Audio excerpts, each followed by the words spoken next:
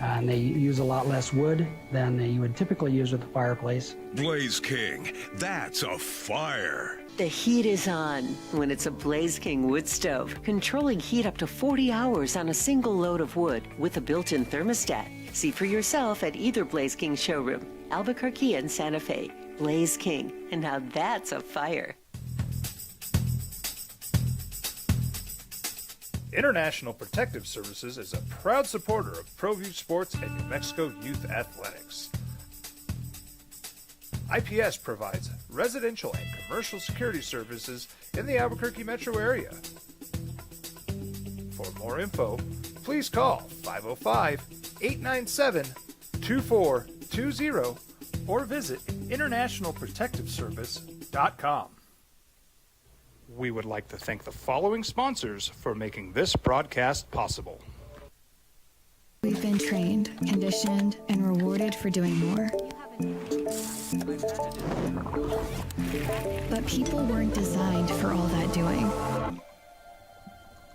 Our bodies need to settle into nothing from time to time. Into nothing at all. In a world obsessed with doing more, we invite you to undo.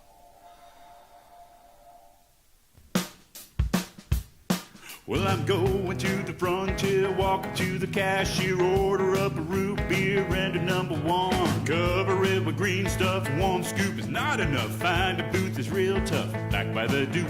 Meet my family, meet my friends in the quirkiest restaurant I have ever been. All of Albuquerque's favorite spot, it's the Frontier Restaurant.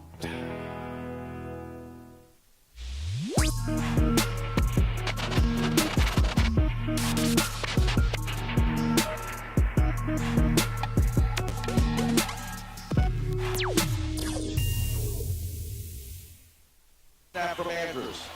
Mills fakes the give, throws right side. Caught! Touchdown, Christian Kirk! The Texans score! They tie it up. They can take the lead with the extra point. Davis Mills TD pass to a wide open Aggie. Christian Kirk. Yeah, Texans radio, very wide open. They did hit the extra point, unlike the Bills last night, who missed an extra point on their opening drive touchdown, and they were chasing that point the rest of the game. Ultimately, Houston has the win last night. Pearl, 20... what's the final score here? 33. No, why do 23-19. 23-19. Yeah. I don't know why I just botched that. It was a terrible, terrible night for the Buffalo Bills. We were going back and forth predicting the score early on. Well, how about this? 3 turnovers. Yeah. That was a major stat from last night. Buffalo, 2 interceptions. They have a fumble. Somehow they're able to convert a 4th and 27 on the final drive when they're driving down less than a score. They do a lateral that completely fakes out the Houston Texans. Yet when it's at a 4th and 1, then their all-world left tackle false starts to a 4th and 6. Then Gabe Davis cannot get his feet in. It was a disaster in the final drive, Pearl. It was the 4th and 27. Then Gabe Davis can't get his feet in. Then they do the 4th and 1. The false start makes it 4th and 6. And then it was Josh Allen throwing a second pick. It was just completely discombobulated in the final drive. Yeah, much like me right now. I'm not going to kill Gabe Davis for that. Just so, funny thing is, James Cook has this big touchdown run early in the game. I thought the Bills were going to blow them out. Davis Mills was 1 for 8 on his first 9 passes. I thought this was such an easy win. I have no idea what happened after that first drive. The offense just completely disappeared. I know you know this. They got 7 of their points were on a kickoff return.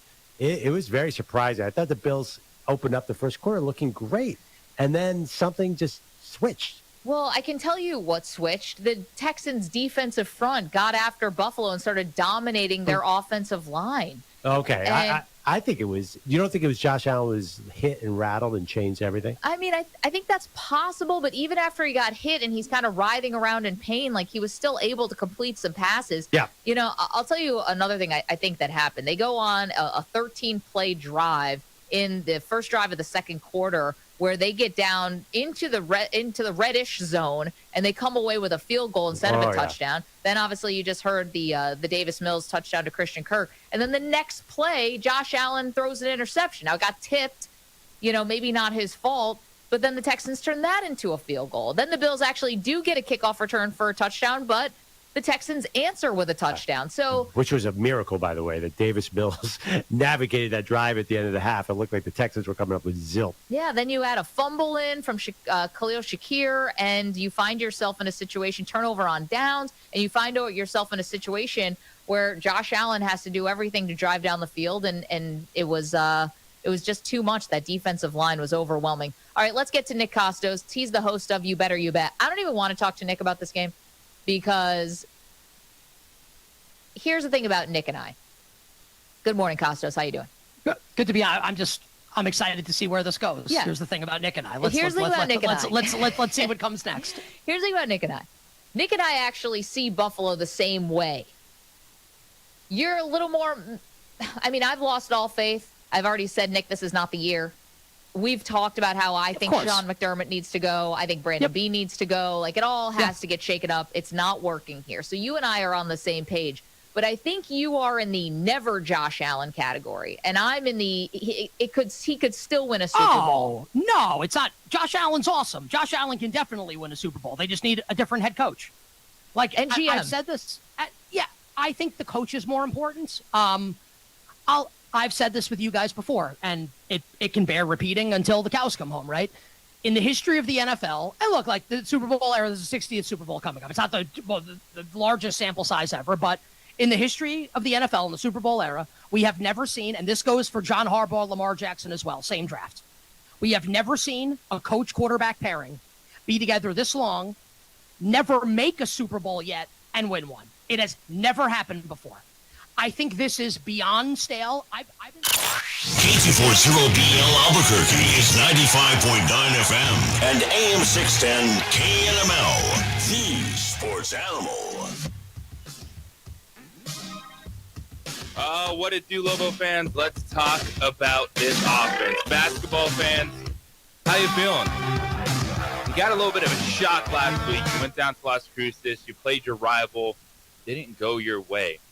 You knew the competition was going to continue to get tougher, and we saw it last night, a sluggish first half for the Lobos as they fall to Nebraska 84-72. They'll turn their attention to Mississippi State and Chris Jans today. And how does New Mexico bounce back? What's up, everyone? Thank you for hanging in there and joining us here on the opening drive this morning. JJ Buck, we got Andrew producing, Adrian holding it down on ProView Networks this morning.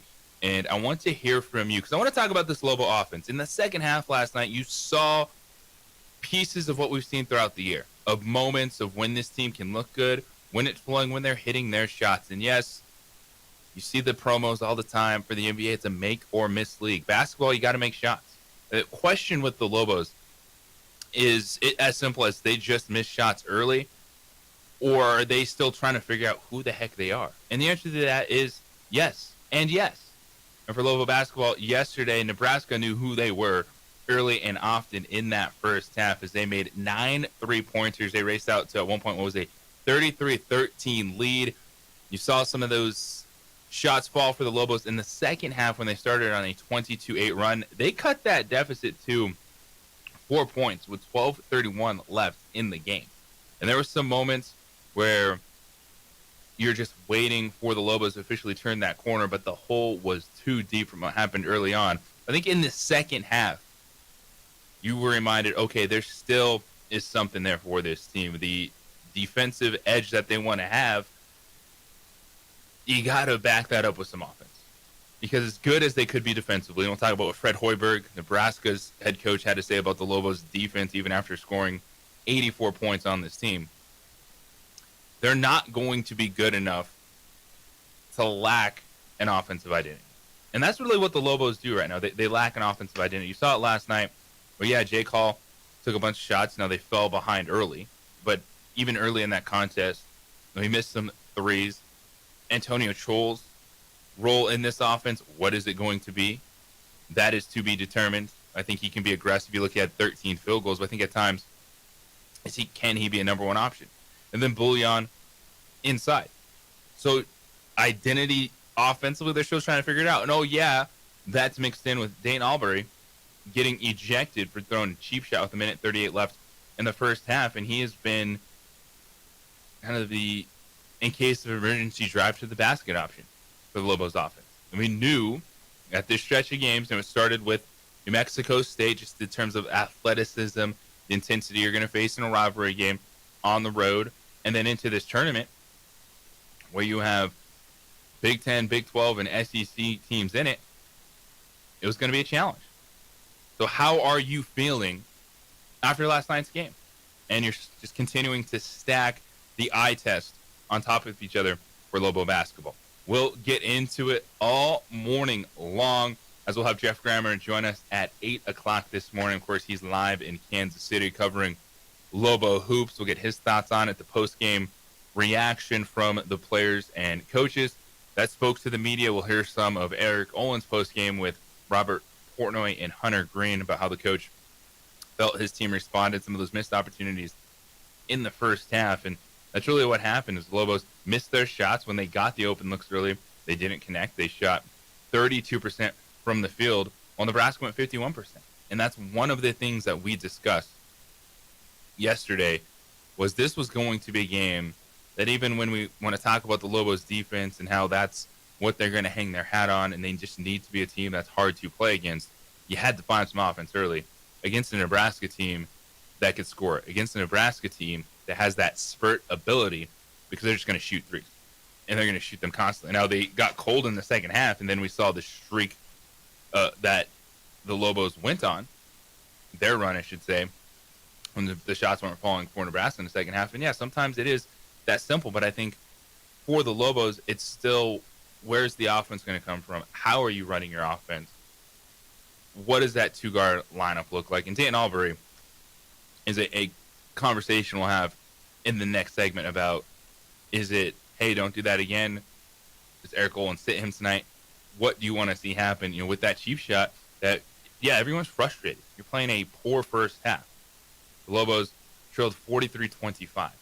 But then to get kicked out and put your team in a deeper hole yesterday, it's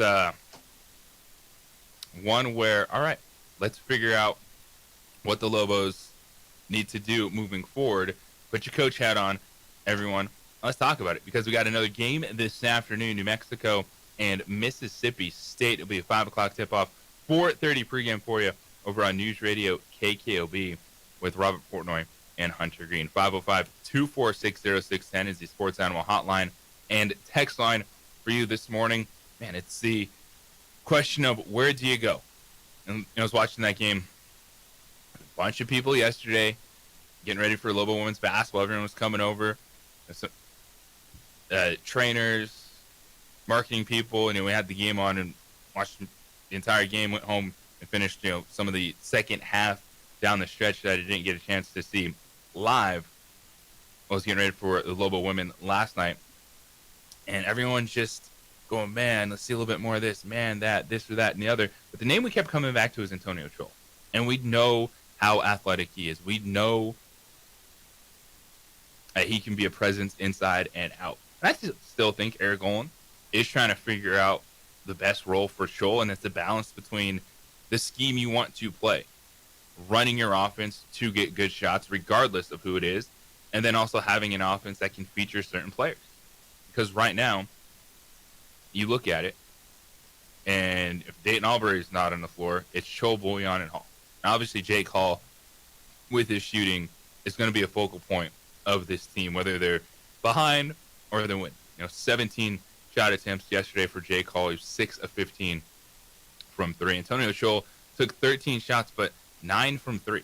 And again, we can break it down. Look, yeah, they trailed, they got into chuck mode a little bit, but still, early offense has been a problem for the Lobos this season. Bouillon, just 5 of 6. And as Eric Olin, he has his style of play. It's what got him this job. And we know defense, how tough it is to play against his teams when they're playing at their best level. But I still think, offensively, is going to really decide who this team can be. Because are they going to be an elite defense? I don't know about that. But if you can be a good to really good defense, you got to be able to find good offense to back that up. Because I don't think this team is going to be able to be one of those teams. That whether it's, think of the Aztecs or the Steve Alford Lobos, that is going to be able to slow everyone down to the point we're playing games in the 50s and 60s and just get by with an up and down offense. And that's still what is coming together, is the offensive identity of the Lobos. Because at the end of the day, look at the box score. Both teams hit 13 3-point shots. Lobos made 26 field goals. Nebraska made 27. But it's that first half. And when you're in a hole, 33-13, 43-25, that's a lot to overcome against good opponents. And for New Mexico, they're going to see another one today against Mississippi State that, Kansas State found their offense. So you're going to have two undefeated teams playing each other today in Kansas State and Nebraska. The Wildcats beat Mississippi State 98-77 in the nightcap of the Hall of Fame Classic. So we'll get Chris Jans, who's, of course, very familiar with the Lobos, the former coach of New Mexico State. And 505-246-0610, what do you have to say? What do you want to see from the Lobos today? Bouncing back from yesterday's game, because the second half you saw those flashes. All right, shots are falling, team creating some turnovers, leaning on that defense. How do you start to put it together for a full 40 minutes? Yes, basketball is a game of runs, momentum, flows, but the first half offense, and a bit of a question mark all season long for the Lobos. It's early, but it's tough. You take 2 losses. You want to see better performances against good opponents, even in year one, and we understand the turnover for the roster and the team. We'll take your calls and text 505-246-0610. That's the Sports Animal hotline and text line for you this morning. You can send an email, jj@sportsanimal.com. You can always find me on the X_JJ Buck to get your thoughts in. We'll talk with Jeff Grammer coming up at 8 o'clock this morning, get his thoughts being live on Scene in Kansas City. At 9 o'clock, Sean Ryder from the Albuquerque Journal will join us, a double dose of the Journal. And we'll catch up with Sean for his weekly segment. Wasn't able to get him on Wednesday, but saw him at football practice this week, catching up. And great minds think alike, as we were both looking at the defense, especially talking with the linebackers as Lobo football gets ready to take on Air Force. And right now there's 7 teams that are alive to play in the Mountain West title game when it comes to these scenarios. You got the Aztecs, Bulldogs, Broncos, Lobos, Rebels, Warriors. And what is it going to look like? Hawaii at UNLV tonight. 2-4-2 teams in conference. And Lobos at Air Force tomorrow. So we got you covered, but of course want to hear from you this morning. Just get your thoughts on the Lobos offense, what you'd like to see them try to work out. And Dayton Albury, we're going to dive into that when we come back on the other side. The cheap shot gets ejected. Is this one where you handle it internally, you put him back on the court? Or would you like to see Eric Golan sit him down for a game with the situation he put his teammates in last night in Kansas City? So 505-246-0610, Sports Animal hotline and text line. It is the opening drive right here on 95.9 FM, AM 610, the Sports Animal. We would like to thank the following sponsors for making this broadcast possible.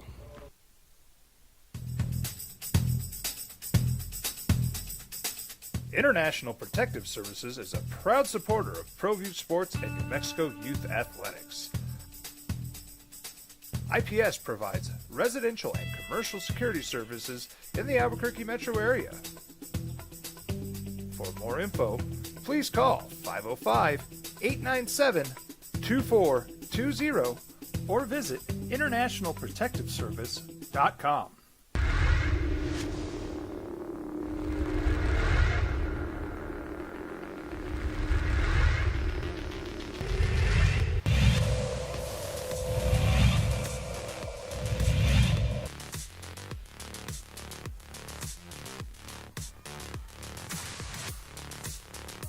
UTAS shuts things down once again. 25-19.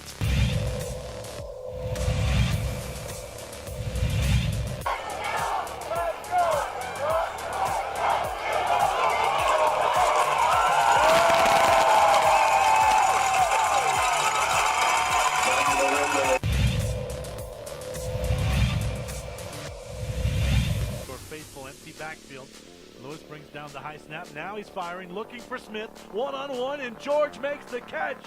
The transfer from Robertson hauls it in for the Matadors touchdown.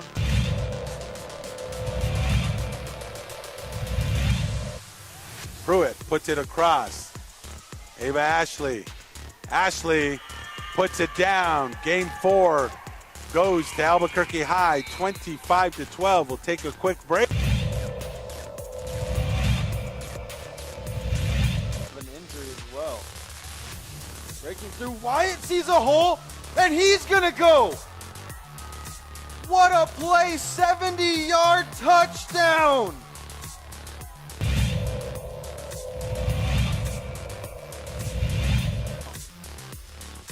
Watkins handed off to Herrera. Break through another hole, and through the middle, now it's Herrera. He has another man to walk off.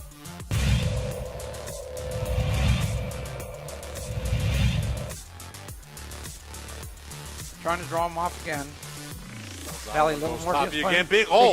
Tapia is on the way to the end zone. Foot race to the end zone. Tapia touchdown. A 52-yard touchdown run by Jose Tapia. And didn't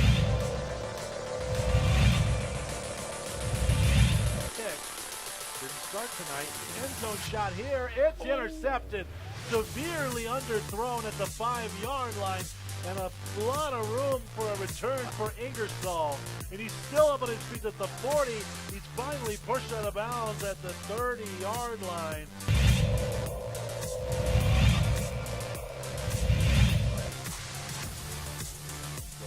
back to pass. Deep shot down the right side of the field. Got somebody wide up. Caught. Great catch. Caught. He rolled on into the end zone. Touchdown. So Joshua Sanchez on a 50-yard touchdown pass.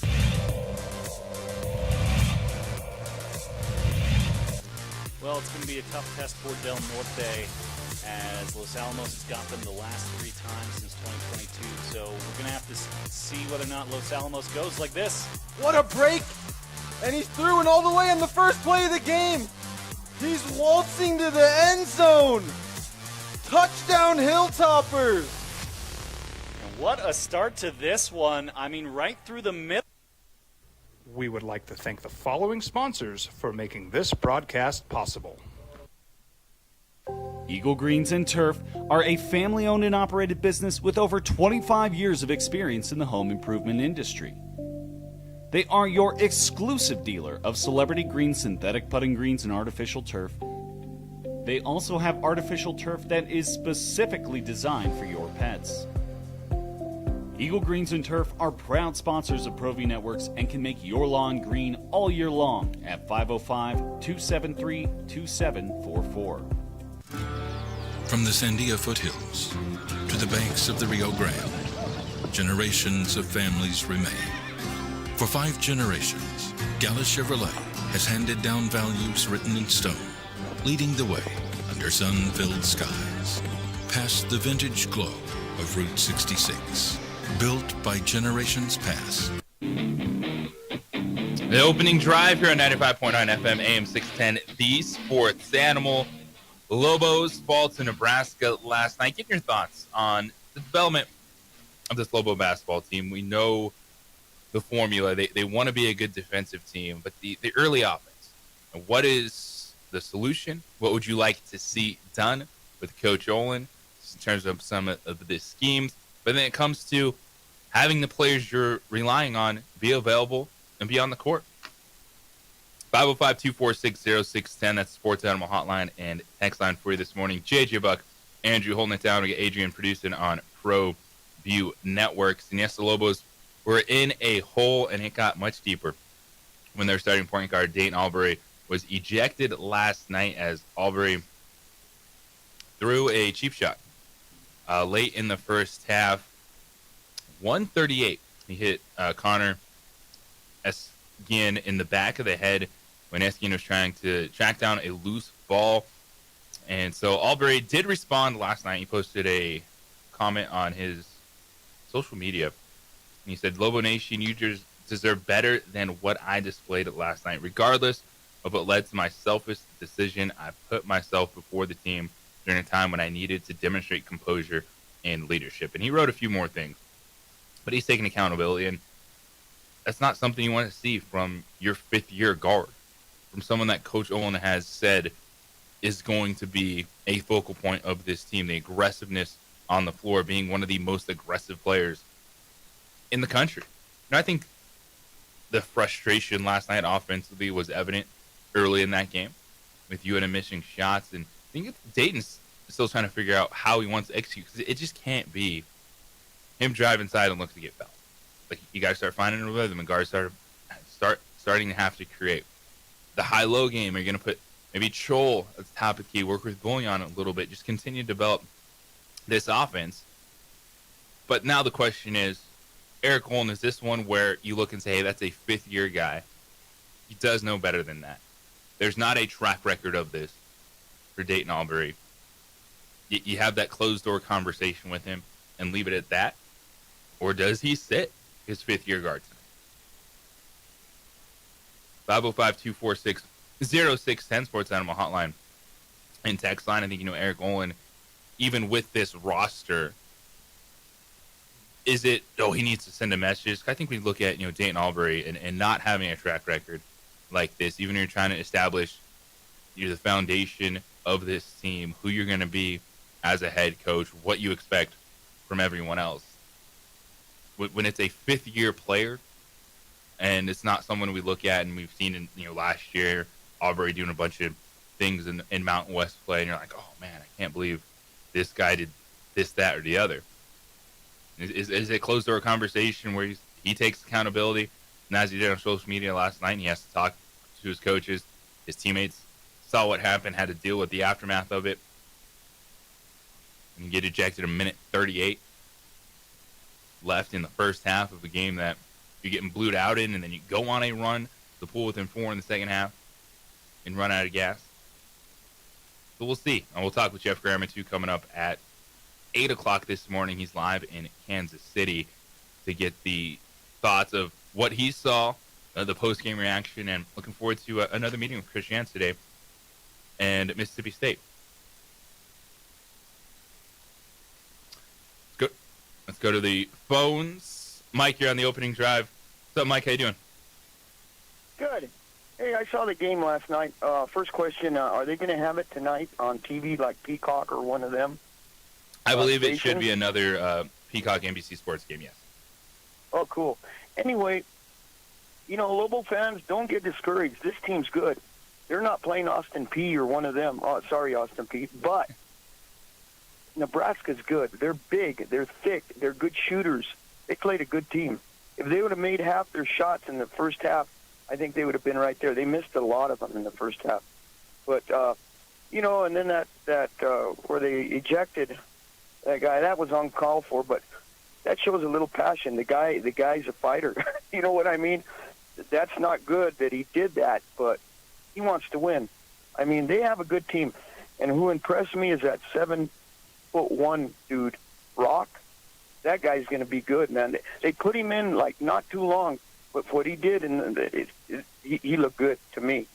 But anyway, Lobo fans, don't get discouraged, and I think we got a good team. I'm out. Thank you. And Mike got in 505-246-0610. Well, here's the thing. He did show fight because he hit a dude in the back of the head, but we all know, that was frustration more than anything else. That wasn't, hey, I want to win, I'm showing fight. No, it was, I'm frustrated. We're not hitting shots. Dayton Albury, just 2 field goal attempts in the first half before he got ejected.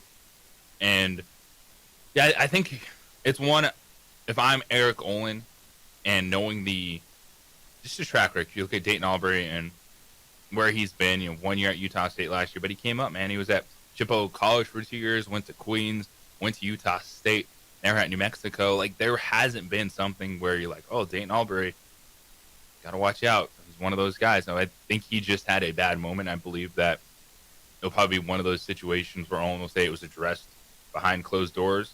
He apologized to his teammates and coaching staff and get right back to it. But with that, I still think Olin and company is trying to figure out the best for Dayton Albury in this offense. Yeah, you want him to be aggressive, attack the basket, but within that, what is that style going to look like? And yes, Nebraska's good. And you look at what they did, hitting 9 3-point shots in the first half. It's still, for me, it's early offense for the Lobos. Whether we're talking about this game, the Mexico State contest, UT Arlington, UC Riverside, wherever it may be, it's just kind of finding that early rhythm and just kind of the identity of who you're going to lean on, what are the rotations going to look like. And Mike mentioned JT Rock. Yeah, the redshirt freshman at this point. 7 minutes, 39 seconds, had 2 points. He's good in terms of knowing where to be on the floor. And it's still, I'm looking at this, it's the rotation definitely has tightened up. You saw, Hall, Howell, it would have been Albury if he didn't get ejected. Bullion and Chol all would have played, I think, 25-plus minutes in this game. You just saw Miller, Hop, Sinet, and Rock off the bench. And with that rotation, I think that there's plenty there to have an offensive identity. Just, who you're going to run the ball through, where do you want your touches, how does Chol become more effective? And that's really the thing I'm looking at in this, is how can he be more of a dominant presence offensively? Is it come down to only running a few more sets specifically for him? Is it where he's getting the basketball? Because he can settle for being on the perimeter a lot. I'd love to see him kind of work mid-post, mid-range, play more of an inside-out game with his athleticism. We'll continue to take your thoughts on Lobo basketball, what you saw from them last night against Nebraska. And they got shucked by the Cornhuskers, 84-72. As the Lobos have dropped 2 in a row, but it's another test today against Mississippi State. It'll be a 5 p.m. tip-off, 4:30 pregame over on News Radio, KKOB. 505-246-0610, Sports Animal Hotline and text line. When we come back on the other side, it was a boom shakalaka from the Houston Texans defense on Thursday Night Football. And as we head into the weekend, the AFC wildcard race, it looks a whole lot different the way the Texans are playing. And it puts a team in a must-win situation that you would not expect to be talking about them in this situation at this point in the season. It's the opening drive here on 95.9 FM, AM 610, the Sports Animal. When disaster strikes,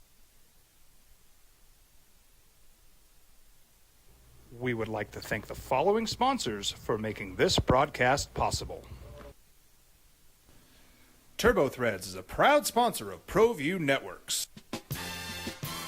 Almost 30 years of experience means fast service, great prices, and a wide selection of apparel from t-shirts to performance sport shirts, even jackets and hats. They feature low minimums and no setup charges on most orders. TurboThreads is located at 1503 Golf Course Road in Rio Rancho, or find them on Facebook, online at turbothreads.com, or call 999-1234 for TurboThreads. Burrito Express is proud to announce that we are the official burrito spot of ProView Networks.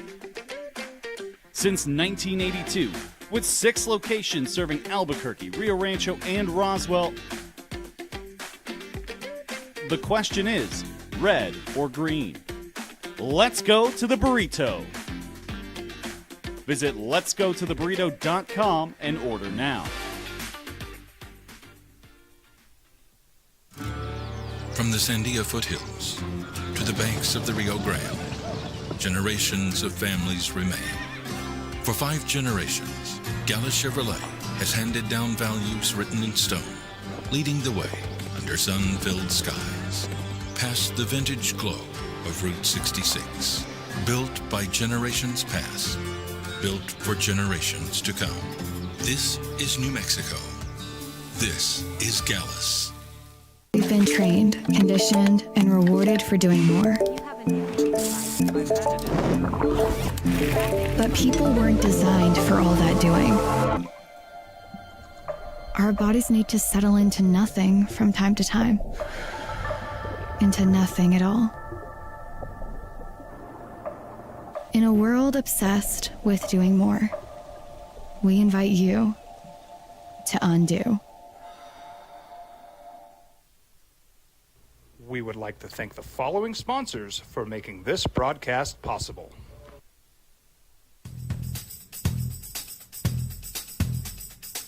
International Protective Services is a proud supporter of ProView Sports and New Mexico Youth Athletics.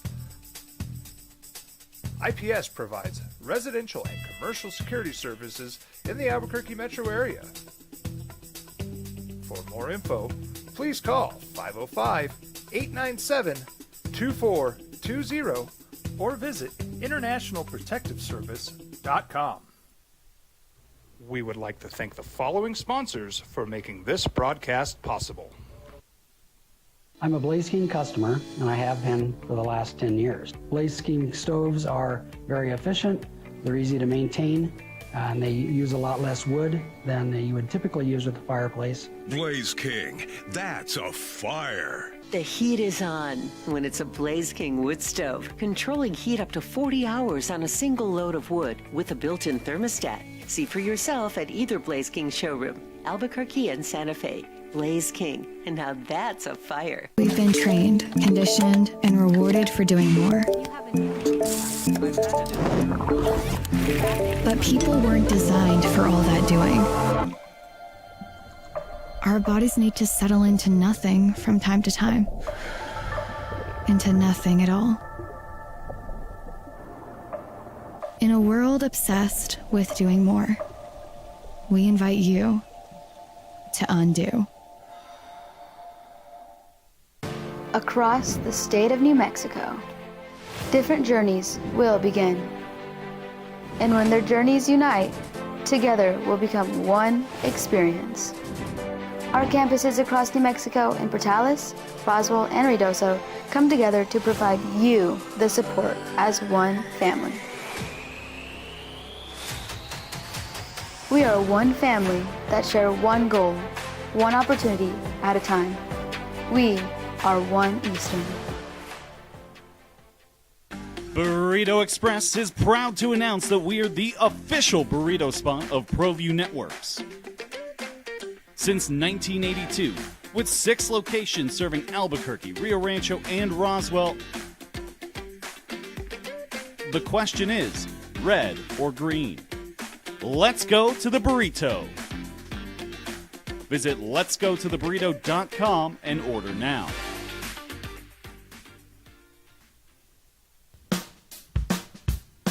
Well, I'm going to the frontier, walking to the cashier, order up a root beer and a number one. Cover it with green stuff, one scoop is not enough. Find a booth is real tough, back by the Duke. Meet my family, meet my friends in the quirkiest restaurant I have ever been. All of Albuquerque's favorite spot, it's the Frontier Restaurant. The Frontier Restaurant is a proud supporter of ProView Networks. We would like to thank the following sponsors for making this broadcast possible. Eagle Greens and Turf are a family-owned and operated business with over 25 years of experience in the home improvement industry. They are your exclusive dealer of celebrity green, synthetic putting greens, and artificial turf. They also have artificial turf that is specifically designed for your pets. Eagle Greens and Turf are proud sponsors of ProView Networks and can make your lawn green all year long. A boom shakalaka from the Houston Texans defense. And we've talked about this defense all year long. And you need to watch out for this unit. It's real. And you saw it last night where 2 early Davis Mills touchdown passes helped Houston hang on as they sacked Josh Allen 8 times. Callum Bullock by himself forced 3 turnovers as Houston defeated Buffalo 23-19. So the Texans go to 6-5. Bills at 7-4, still in a wild card spot right now. But that's the Jekyll and Hyde nature of the Buffalo offense this season. Josh Allen, 6 total touchdowns against Tampa Bay. We knew it was going to be a tougher test against Houston last night, but they had no answer for the Texans' pass rush. And Davis Mills cooled down in the second half, but he was efficient early. Only threw for 153 yards with those 2 first-half touchdown passes, put his defense in a fantastic position just to tee off on Josh Allen. It's opening drive here on 95.9 FM, AM 610, The Sports Animal. JJ Buck, Andrew holding it down, producing. We got Adrian at ProView Networks. You can watch the show Xfinity Channel 26, streaming online. If you miss it, you can watch it back. And also, of course, the podcast. All 3 hours uploaded each day for you, wherever you get your podcast. Search the opening drive. The Bills, one of their touchdowns came on a kickoff return. And so the offense really did a whole lot of nothing last night. You had James Cook rushing touchdown. But Josh Allen, the second interception came at the very end. It was 4th down. Should have been 4th and 1. False start goes to 4th and 6. He's trying to run around, make a play. Throws the pick, but he wasn't good last night. That offensive line an issue. The playmakers on the perimeter is a question. But this is all about Houston and a defense we've talked about. And we pointed it out, the points against this season, the way they've been. But Will Anderson teeing off, and he had a monster game. And Will Anderson is a top-tier pass rusher. And DeMarco Ryans has built a defense in Houston that is legit. And you look at Davis Mills. I know we were joking a few days. Jeff has been a Davis Mills guy, and we did our fantasy football segment yesterday. I was like, heck yeah, play Davis Mills. Why not? You got 2 touchdowns out of him. But Davis Mills, he's started games for Houston. He's stepped up now this year with C.J. Stroud out, and he's been efficient. And he is a top 3 backup quarterback in the NFL. And Houston, I love the position that they're in. That you find a way, you pick off some wins, and you look at last week with what Jacksonville did. The Jaguars have put themselves in a really good position because they hold tiebreakers over Kansas City and Los Angeles in this wild card race.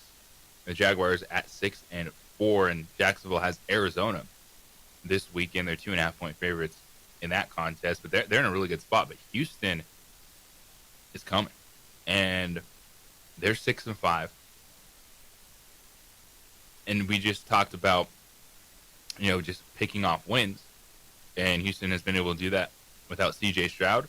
And now you're turning your attention to a team that we were thought, it's going to happen. It's going to click in. No worries. It's all good. Because it's been all good. It's a team you trust because it's a team that always responds. But behind the Buffalo Bills, the Jacksonville Jaguars, the Houston Texans, who are one spot outside the playoff race right now. But yes, behind all those teams sits the Kansas City Chiefs at 5-5. And you can no longer just think the Chiefs are going to find a way because there's teams in front of them.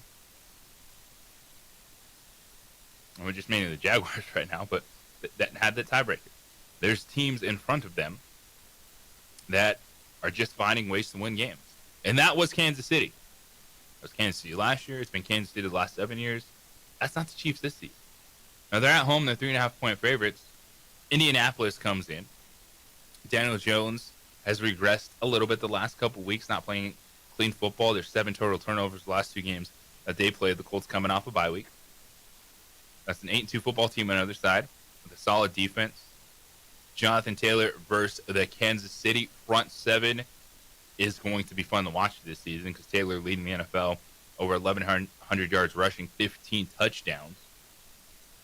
And he get off against a good rushing defense. But it is a must-win game for the Kansas City Chiefs in Week 12 of the NFL season. Could someone fall? Sure. But Kansas City can't keep waiting for someone else to stumble. We can't just keep looking at, we don't trust the Jaguars, we don't trust the Chargers. Okay, we don't trust those teams. But there's a chance that they'll have 7 and/or 8 wins. And then if you're Kansas City, you're still falling behind. So, yeah, they'll need a little bit of help around them. They got to start handling their business on their end. And it's been a passing offense that had moments early in the season. But you look at some of the metrics for Kansas City, if you dive into all that stuff, like the explosive pass game hasn't been there. Xavier Worthy has struggled. Tyreek Thornton at times. So, yeah, you have Rashee Rice and Travis Kelce, who are really good. But run game, been blah. Isaiah Pacheco's back to practice, so they're going to throw him in the mix coming off the knee injury.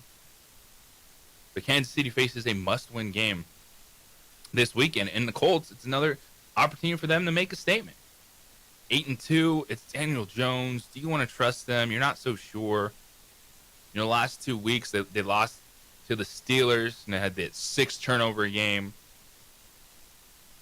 They played the overseas game against Atlanta, found a way to win 31-25, coming off a bye week, going to Kansas City. It's a great opportunity for the Colts. And are we going to trust them? Are we going to put them up there in conversation with the Broncos and Patriots? Because now, with the Broncos, you saw what they were able to do. And they played Chiefs football last Sunday. They played in a game that was ugly at times. It was tight. And when your quarterback needed to make one big play, that's what Bo Nix did on the throw to Troy Franklin, which set up the game-winning field goal. No, that's been Kansas City. Play good defense, play tight, your quarterback makes a big play late. For the Patriots, it's people trust Drake May. Like, you see him making plays each week. The defense is good. But the Colts, it's still the Daniel Jones, I'm just not sure. Is that going to be the downfall of this team? And this is a great spot. On the road, against a good defense. Everyone's saying, oh, yeah, Kansas City is going to be okay. Oh, Kansas City is going to get it figured out. Well, let's see it. Because they're running out of opportunities to figure it out in the AFC. Because Houston, they figured it out. No C.J. Stroud. Davis Mills came in, did what he had to do, and that defense teed off on Josh Allen with 8 sacks last night. 505-246-0610, Sports Animal Hotline and text line for you this morning. Oh, we got plenty on deck. Locally, we got Jeff Grammer coming up at 8 o'clock. We'll dive into the Lobos and Nebraska. Last night, how you feeling, Lobo fan, just in terms of where the offense can go, what you think this team can be defensively as Eric Olin puts his imprint on this year's roster? Nebraska was hot early, but we know some of the early struggles for the Lobos offensively. We've seen that all year long. They hit some shots in the second half, and yeah, they look like a different team. But how do they get going early in contest? Where do you think they need to go with the basketball and kind of set up their offensive attack? Love to hear from you. 505-246-0610. Coming up at 9 o'clock, we're talking Lobo football because it's a huge game against Air Force tomorrow as New Mexico wants to stay in the Mountain West title game mix. And you look at all these teams, San Diego State, Fresno State, Boise State, UNM, UNLV, Hawaii, Utah State, saying there's a chance. Yes, there is. It's the opening drive right here on 95.9 FM, AM 610, the Sports Animal. This report is sponsored by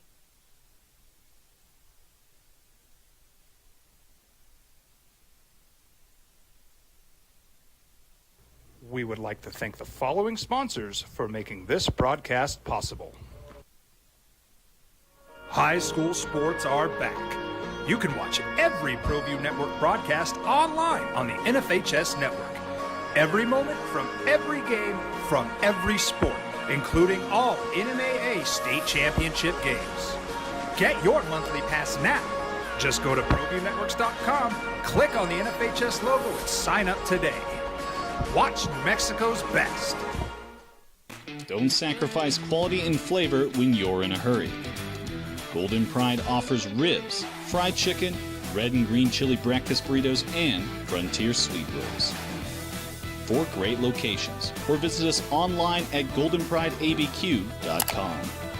Golden Pride Barbecue Chicken and Ribs are proud supporters of ProView Sports. From the Sandia foothills to the banks of the Rio Grande, generations of families remain. For 5 generations, Gallus Chevrolet has handed down values written in stone, leading the way under sun-filled skies, past the vintage glow of Route 66. Built by generations past, built for generations to come. This is New Mexico. This is Gallus.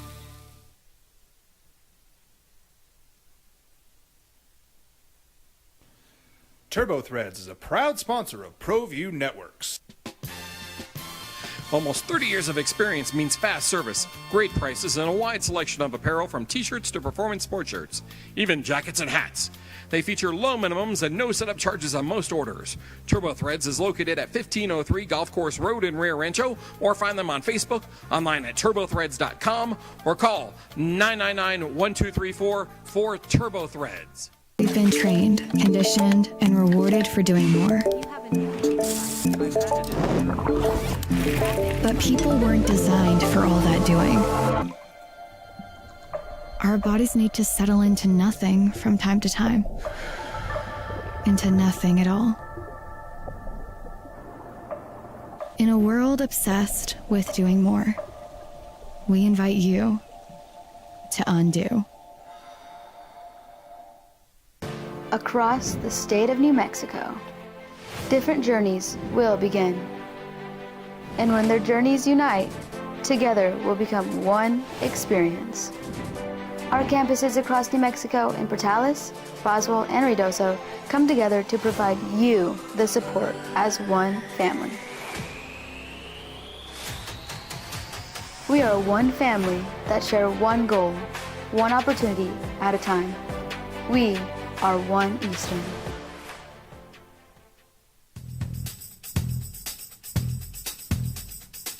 International Protective Services is a proud supporter of ProView Sports and New Mexico Youth Athletics.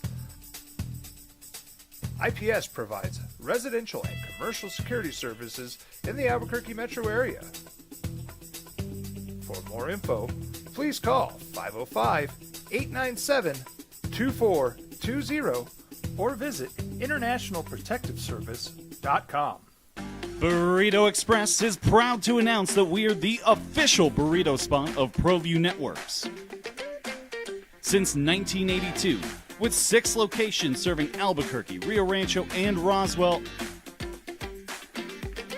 the question is, red or green? Let's go to the burrito. Visit letsgototheburrito.com and order now.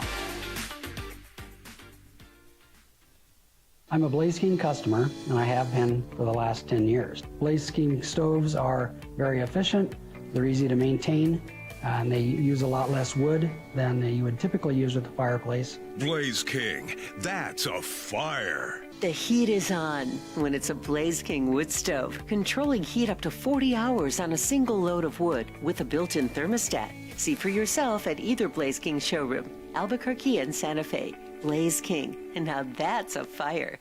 Eagle Greens and Turf are a family-owned and operated business with over 25 years of experience in the home improvement industry. They are your exclusive dealer of celebrity green, synthetic putting greens, and artificial turf. They also have artificial turf that is specifically designed for your pets. Eagle Greens and Turf are proud sponsors of Pro. It's going to go off for the Lobos this afternoon. So last night, Nebraska hit 9 3-point shots in the first half. Frager, 20 points. He was 4 of 6 from 3. Frank Mast inside, just a steady presence. 17 points, 6 of 12 shooting. He got 21 points from Lawrence. And the hot start for Nebraska, they shot 51% from the field, 47% from 3 in the opening 20 minutes. Just a hole the Lobos could not overcome. Now, New Mexico cut the deficit to 4, 51-47, 12:31 left in the second half, but Nebraska made some nice plays after that. In that second half run, you see, and we've seen moments of it throughout the season, of what the Lobos can look like offensively. Yes, it's basketball. You got to hit your shots, but I still think there's some things to iron out early in games about where the ball is going, who's initiating the offense, and kind of what this team will look like offensively, because it's Olin's system defensively. Fred Hoiberg had some pretty high praise for the Lobos defense, even with Nebraska scoring 84 points last night's opening drive here on 95.9 FM, AM 610, The Sports Animal. JJ Buck with you. Andrew produced it, Adrian at ProView Networks, 505-246-0610, The Sports Animal hotline and text line for you this morning. UNLV beat St. Joseph's last night. Mountain West action. You look at today, some opportunities. A lot more opportunities this weekend and going into next week. Lobos, the biggest name on the schedule, playing Mississippi State. So what else? So we got this weekend. You got to get into feast week before you start getting some games. Boise State, USC in Maui, San Diego State, Michigan Players Era Festival Monday night in Vegas. UNLV, Maryland in the Players Era Festival as well. Some marquee non-conference games coming up over the next few days, especially next week, of course, with Thanksgiving and all the Feast Week tournaments that we're going to see. But remember that Troy team we were talking about the other day that beat San Diego State 108-107 in overtime? Well, they should have beat USC last night. It went to triple overtime. And Troy had an errant inbounds play. They were up 2 with under 10 seconds to go in the third overtime. They inbound it, can't run it down. USC grabs it, and it's a contested off-balance three-point shot that USC hits at the end of the game to win that contest. But, man, what a run by Troy on their California trip, going down, beating the Aztecs and Viejas, and throwing away an opportunity to beat USC in LA. Like, if you inbound the basketball, you catch it, you get fouled, you hit your free throws, you win that game. But they threw it away, and you got a crazy contested off-balance three-point shot that beat you at the end of the third overtime. That was a crazy game last night. Watching that one, but Feast Week is going to be a whole lot of fun. You get some great matchups in these MTE tournaments, which the Lobos are in, and they'll take on Mississippi State tonight. As Kansas State, man, you want to talk about offense? We're talking about Nebraska getting hot. Well, Kansas State scored 98 points on a Chris Jans team, as Mississippi State just could not keep up. 54 second-half points for the Wildcats. As Kansas hit 14 three-point shots, so it's going to be a shootout tonight between Nebraska and Kansas State, and we'll see what the Lobos do against the athleticism of Mississippi State and how Eric Olin responds. Quick turnaround. Dayton Albury, I think Dayton Albury plays. I don't know about you guys. How do you feel about Dayton Albury and being ejected for throwing a punch, hitting a dude in the back of the head? It's just an awful moment. You're a fifth-year guard. Yeah, it's frustrating. Everyone watching that first half that was a Lobo fan was frustrated. Put your team in an even worse situation. But I look at it as a track record. And, Dayton Albury is not a player that we know is coming in with a bunch of strikes on his record. That's why I think Eric Olin will handle it in-house. I would assume that Dayton Albury plays tonight, because you still got to figure out who you're going to be offensively. And Nebraska, yeah, that's a really good team. But whether it's Nebraska, New Mexico State, some of the other games we've watched early in the season for the Lobos, it's that first half offense. Kind of how are you going to ignite yourself? How are you going to get it in gear? And some of it, you got to just hit shots. And I thought they created some open shots early in that game, especially for Jake Hall. And he didn't connect. Was able to connect some in the second half as the Lobos were 9 of 26 from 3. Ended up shooting 44 three-point shots, but you get behind, and you see that at times. When you do that big of a deficit, you just kind of start heaving it up there. But we'll go to Kansas City, as Jeff Grammer, beat reporter for the Albuquerque Journal, covers Lobo basketball. He was in attendance last night. We'll get his thoughts on how this team is developing, what he thinks we'll see from Dayton Albury tonight, and seeing Chris Jans again, this time coaching Mississippi State. 505-246-0610. So take your thoughts, phone calls, and texts all morning long right here on The Sports Animal on 95.9 FM, AM 610, The Sports Animal.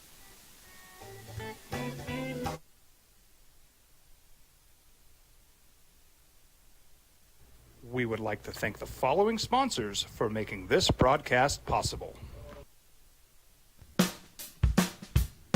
Well, I'm going to the frontier, walking to the cashier, order up a root beer and a number one. Cover it with green stuff, one scoop is not enough. Find a booth is real tough, back by the Duke.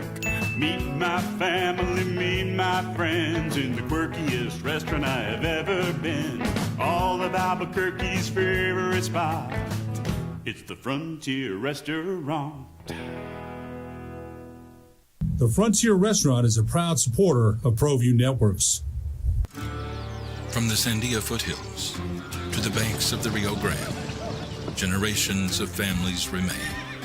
For 5 generations, Gala Chevrolet has handed down values written in stone, leading the way under sun-filled skies. Past the vintage glow of Route 66. Built by generations past. Built for generations to come. This is New Mexico. This is Gallus. Eagle Greens and Turf are a family-owned and operated business with over 25 years of experience in the home improvement industry.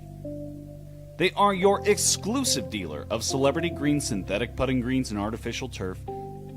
They also have artificial turf that is specifically designed for your pets. Eagle Greens and Turf are proud sponsors of ProView Networks and can make your lawn green all year long at 505-273-2744. Don't sacrifice quality and flavor when you're in a hurry. Golden Pride offers ribs, fried chicken, red and green chili breakfast burritos, and Frontier sweet rolls. 4 great locations, or visit us online at goldenprideabq.com. Golden Pride Barbecue Chicken and Ribs are proud supporters of ProView Sports. We would like to thank the following sponsors for making this broadcast possible. High school sports are back. You can watch every ProView Network broadcast online on the NFHS network. Every moment from every game from every sport, including all NMAA state championship games. Get your monthly pass now. Just go to ProViewNetworks.com, click on the NFHS logo, and sign up today. Watch New Mexico's best. Across the state of New Mexico, different journeys will begin. And when their journeys unite, together will become one experience. Our campuses across New Mexico in Portales, Roswell, and Ruidoso come together to provide you the support as one family. We are one family that share one goal, one opportunity at a time. We are one Eastern. Burrito Express is proud to announce that we are the official burrito spot of ProView Networks. Since 1982, with 6 locations serving Albuquerque, Rio Rancho, and Roswell, the question is, red or green? Let's go to the burrito. Visit letsgototheburrito.com and order now.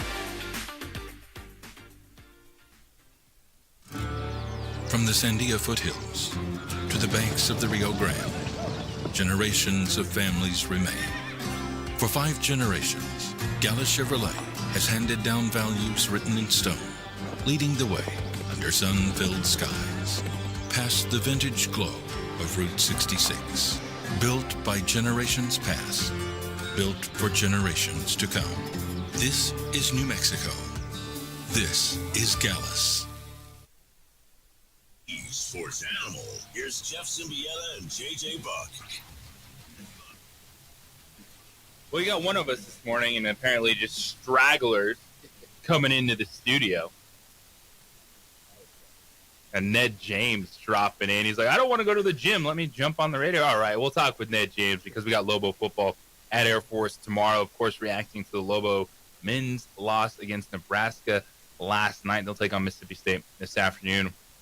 Efforting Jeff Grammer covers the Lobos for the Albuquerque Journal. And the Lobos will have Mississippi State tonight. It'll be a 5 p.m. tip-off, 4:30 pregame for you over on News Radio KKOB with Robert Portnoy and Hunter Green. Just an early deficit for New Mexico. And is this something, as you watch this team, Lobo fan, and you see the moments of it, especially in the second half when they go on that 22-8 run, they hit some 3-point shots, they're turning over Nebraska. I think the pieces are there, and yes, they're still trying to figure out who they are, but it's a little frustrating to have this situation right now where it's the early offense. That's been a consistent problem for the Lobos, this offense in the first half, and it's not just, oh, you're playing Nebraska, which, yeah, it was a step up in competition. Nebraska is an undefeated basketball team right now, and you see the talent they have when they have 3 dudes go off for 17 or more points in the contest, 9 3-point shots in the first half. It's just more of who are you going to be early in the game, and I think there's still a couple players trying to figure that out. Antonio Scholl is a ridiculous talent, but I still think he's trying to decide, hey, am I going to be the alpha on this team? Am I someone that's just going to kind of fit into the system with what Coach Olin is trying to do, and he'll play off of someone else? Because you see Antonio Scholl, and you're like, yeah, that dude needs to take over.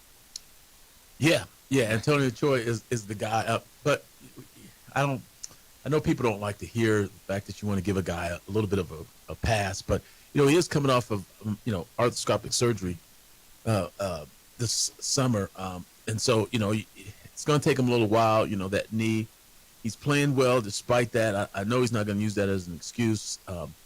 I just like Eric Olin, and so I want to give him a little bit of a reprieve these first couple games, just so these guys get used to playing together. And Nebraska is coming off 4-0, being a good team. I think we kind of need to relax a little bit, and give Can't him a little relax. time. I know that. Can't relax. But football's doing well, so give Olin a little bit of a break. Would you ever think games. we'd be in a situation where we're like, hey, look over here. Yes. Football. Let Lobo basketball trying to figure out who they are.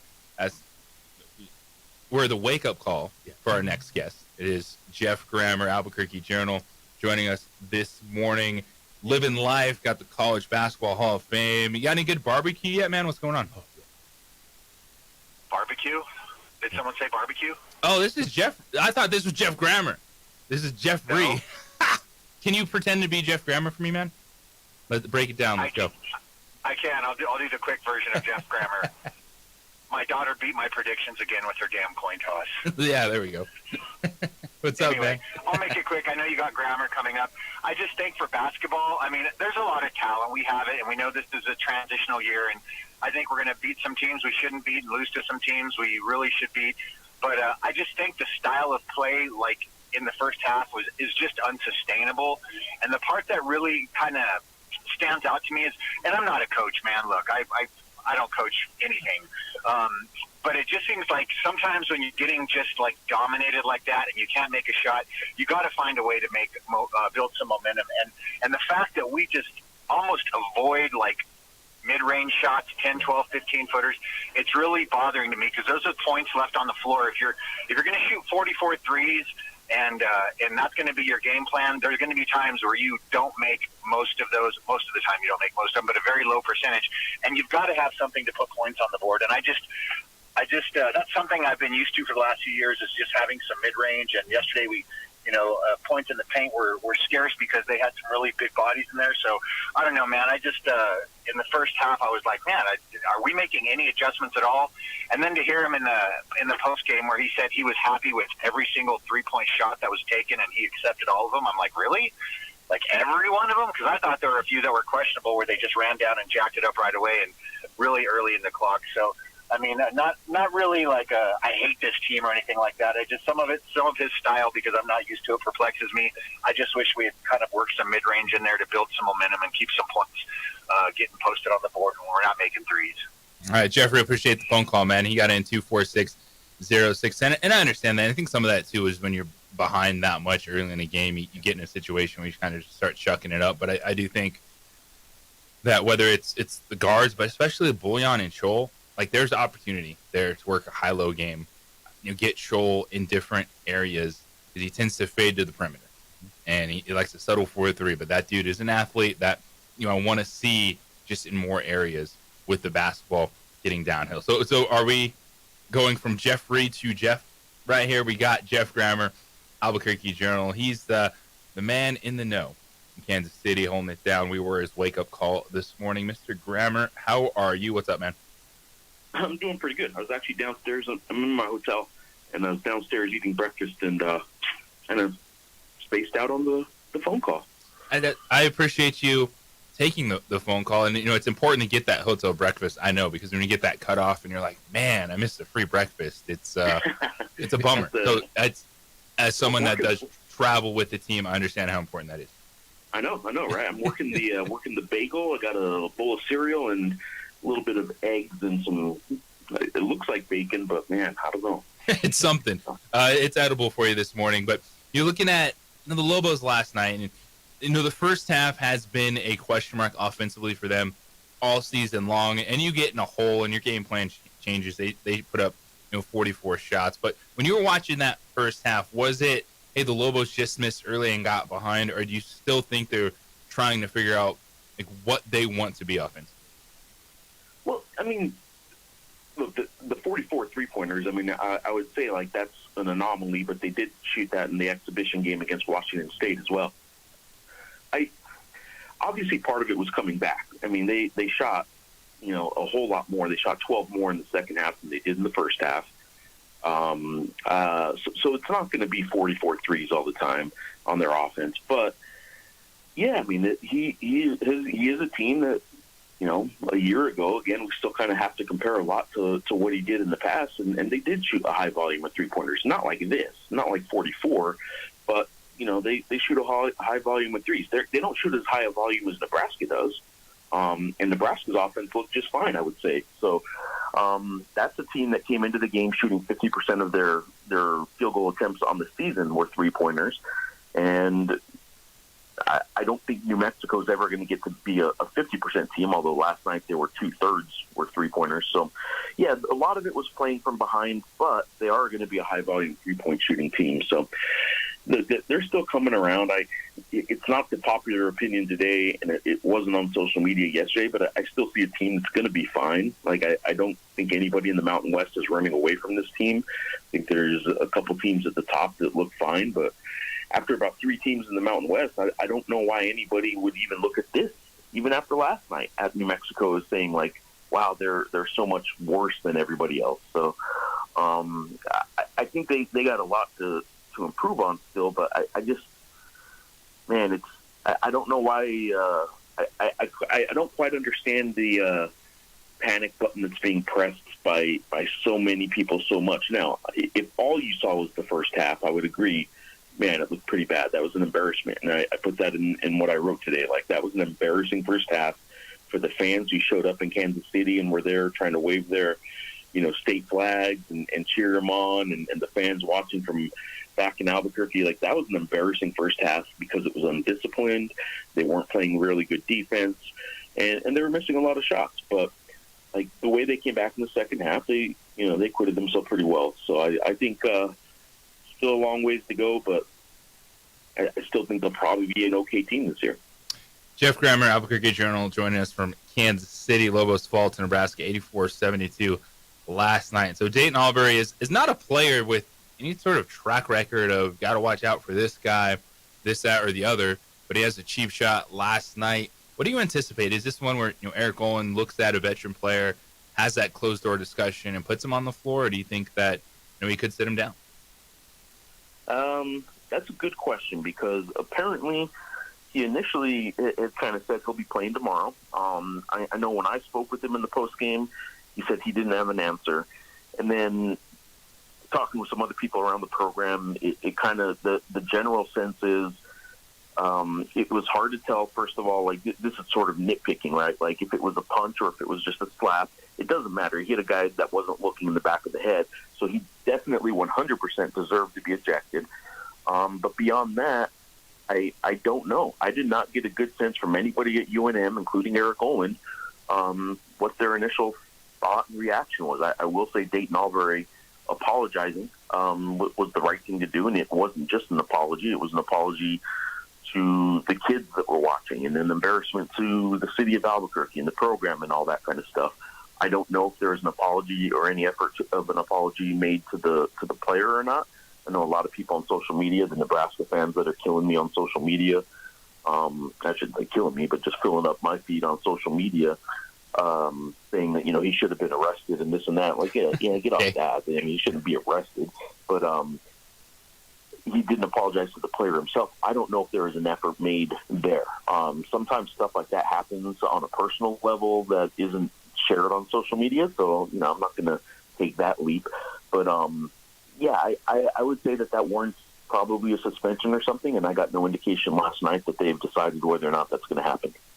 Did it seem to you to be egregious? Did it seem like there was some, back and forth between the two players? Because I just really couldn't tell if it was something that maybe it was just a reflex, or maybe I'm making too light of the issue. Did you see anything that would warrant him frustrating frustration or something that would cause him to want to?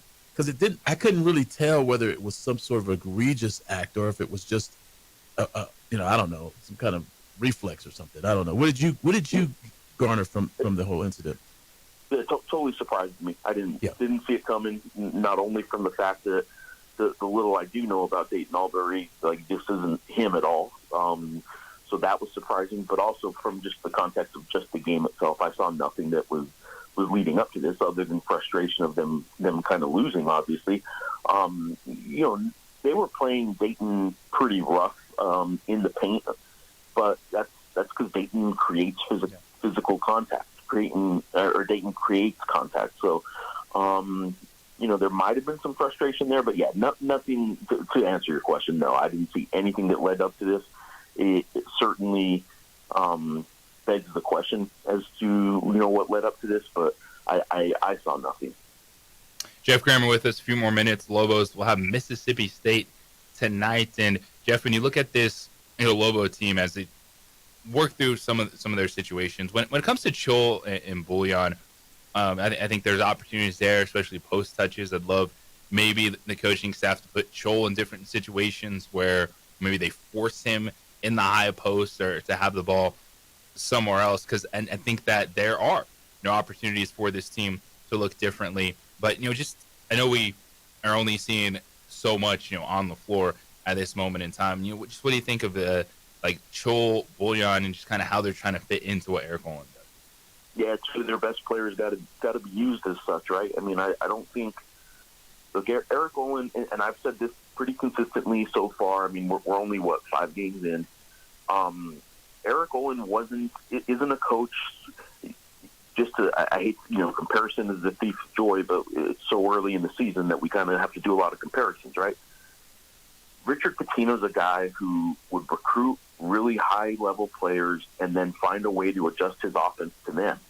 Eric Olin was hired because he is a coach that was a hot commodity because of a system he runs, and we're only 5 games into his tenure. So he has a system that he's trying to fit an entirely new roster into his system, and he's stayed by that so far. But at some point, and I think we may already be there, you have to start adjusting to what you have, right? And I think Antonio Chol and Tomislav Bullion might be the 2 best players on the team, and it's probably getting to that point where, you now start tweaking, and the adjustments you start making have to be to fit them as opposed to fit them into your system. And so, I can see some Antonio Chol and Tomislav Bullion emphasis coming in the future.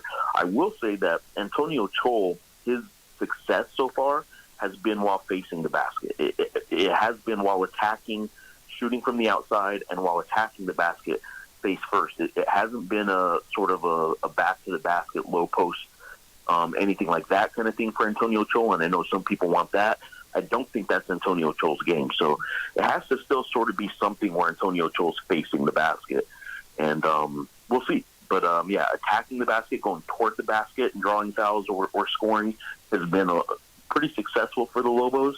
Even last night in the first half, I think 4 of their first 5 baskets were while actually advancing towards the basket. And I think they probably need to start working that in a little bit more.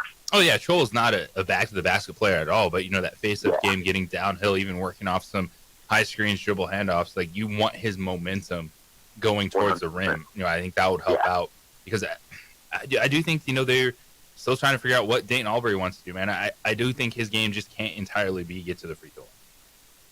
Right, and that's what it certainly has appeared to be so far, right? It's a guy who appears to be trying to draw fouls every time. Well, I shouldn't say that. He's obviously trying to score when he gets into the paint. But, he hasn't been finishing very well inside in the paint. So, he's got to do a little bit more. I'm a little bit surprised. I mean, look, we're talking about a team that shot 44 threes yesterday, and there are a couple guys on this team that I just don't think shoot them. And I'm surprised that Chris Howell, I'm surprised that Dayton Albury, when he was in, passes up threes when there is space. I mean, it appears as though 2 of your guards on the floor aren't even attempting threes. And Luke Hopp is a little gun-shy sometimes, and he had a couple of them yesterday, but I just don't think that you can run this offense and have 2, sometimes 3 players on the floor who won't shoot a 3, and then you just have 2 freshmen primarily who are shooting them all the time. So, there's some weirdness to what I thought I was going to see with this offense to this point, but I also still see a whole lot of improvement coming from this offense because the mistakes they're making, I know people don't want to hear it, but the mistakes they're making, a lot of them are like they're missing open threes. Well, if you're getting open threes, that's what the whole offense is predicated on, is creating open looks, and that's kind of been happening. They just keep missing them. So, I don't know. People don't want to hear a coach say, like, I'm okay with the shots they're taking when they're missing them.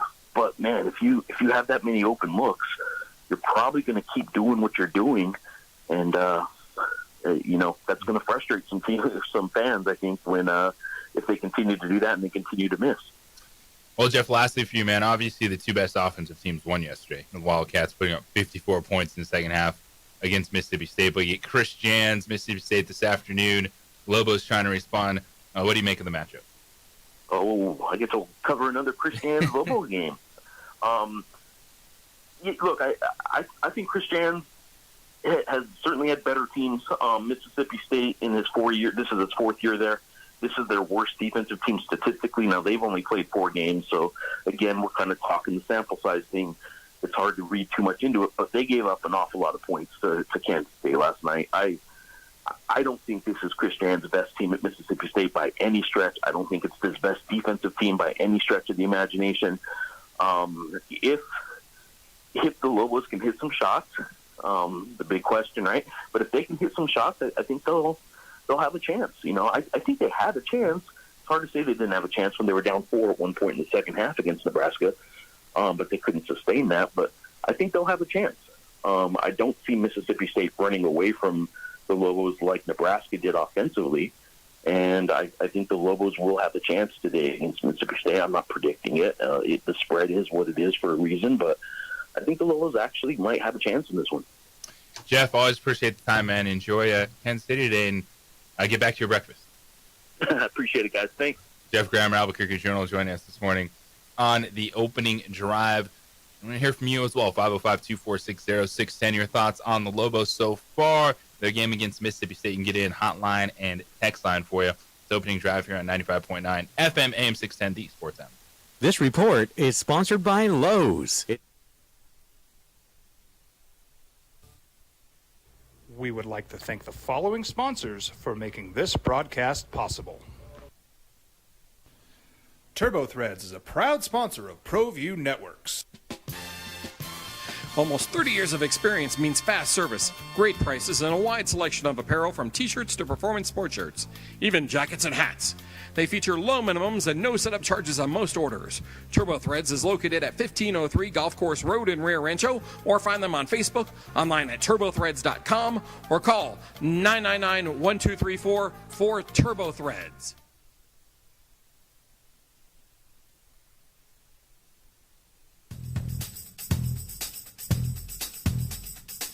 International Protective Services is a proud supporter of ProView Sports and New Mexico Youth Athletics. IPS provides residential and commercial security services in the Albuquerque metro area. For more info, please call 505-897-2420 or visit internationalprotectiveservice.com. High school sports are back. You can watch every ProView Network broadcast online on the NFHS network. Every moment from every game from every sport, including all NMAA state championship games. Get your monthly pass now. Just go to ProViewNetworks.com, click on the NFHS logo, and sign up today. Watch New Mexico's best. I'm a Blaze King customer, and I have been for the last 10 years. Blaze King stoves are very efficient. They're easy to maintain, and they use a lot less wood than you would typically use with a fireplace. Blaze King, that's a fire. The heat is on when it's a Blaze King wood stove, controlling heat up to 40 hours on a single load of wood with a built-in thermostat. See for yourself at either Blaze King showroom, Albuquerque and Santa Fe. Blaze King, and now that's a fire. We've been trained, conditioned, and rewarded for doing more. But people weren't designed for all that doing. Our bodies need to settle into nothing from time to time. Into nothing at all. In a world obsessed with doing more, we invite you to undo. We would like to thank the following sponsors for making this broadcast possible. Albuquerque's leader in sports is ProView. From pros to prep, all your favorite action.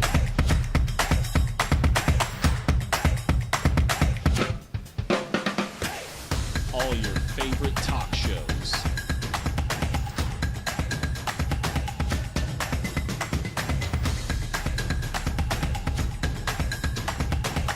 Find it on ProView Networks.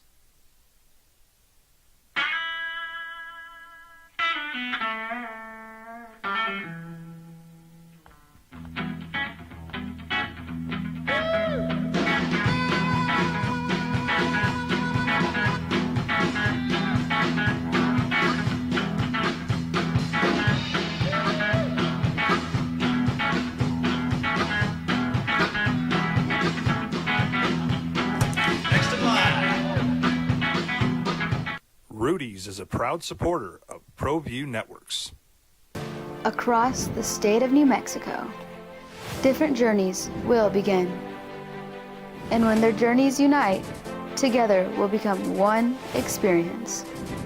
Our campuses across New Mexico in Portales, Roswell, and Ruidoso come together to provide you the support as one family. We are one family that share one goal, one opportunity at a time. We are One Eastern. Burrito Express is proud to announce that we are the official burrito spot of ProView Networks. Since 1982, with 6 locations serving Albuquerque, Rio Rancho, and Roswell, the question is, red or green? Let's go to the burrito. Visit letsgototheburrito.com and order now.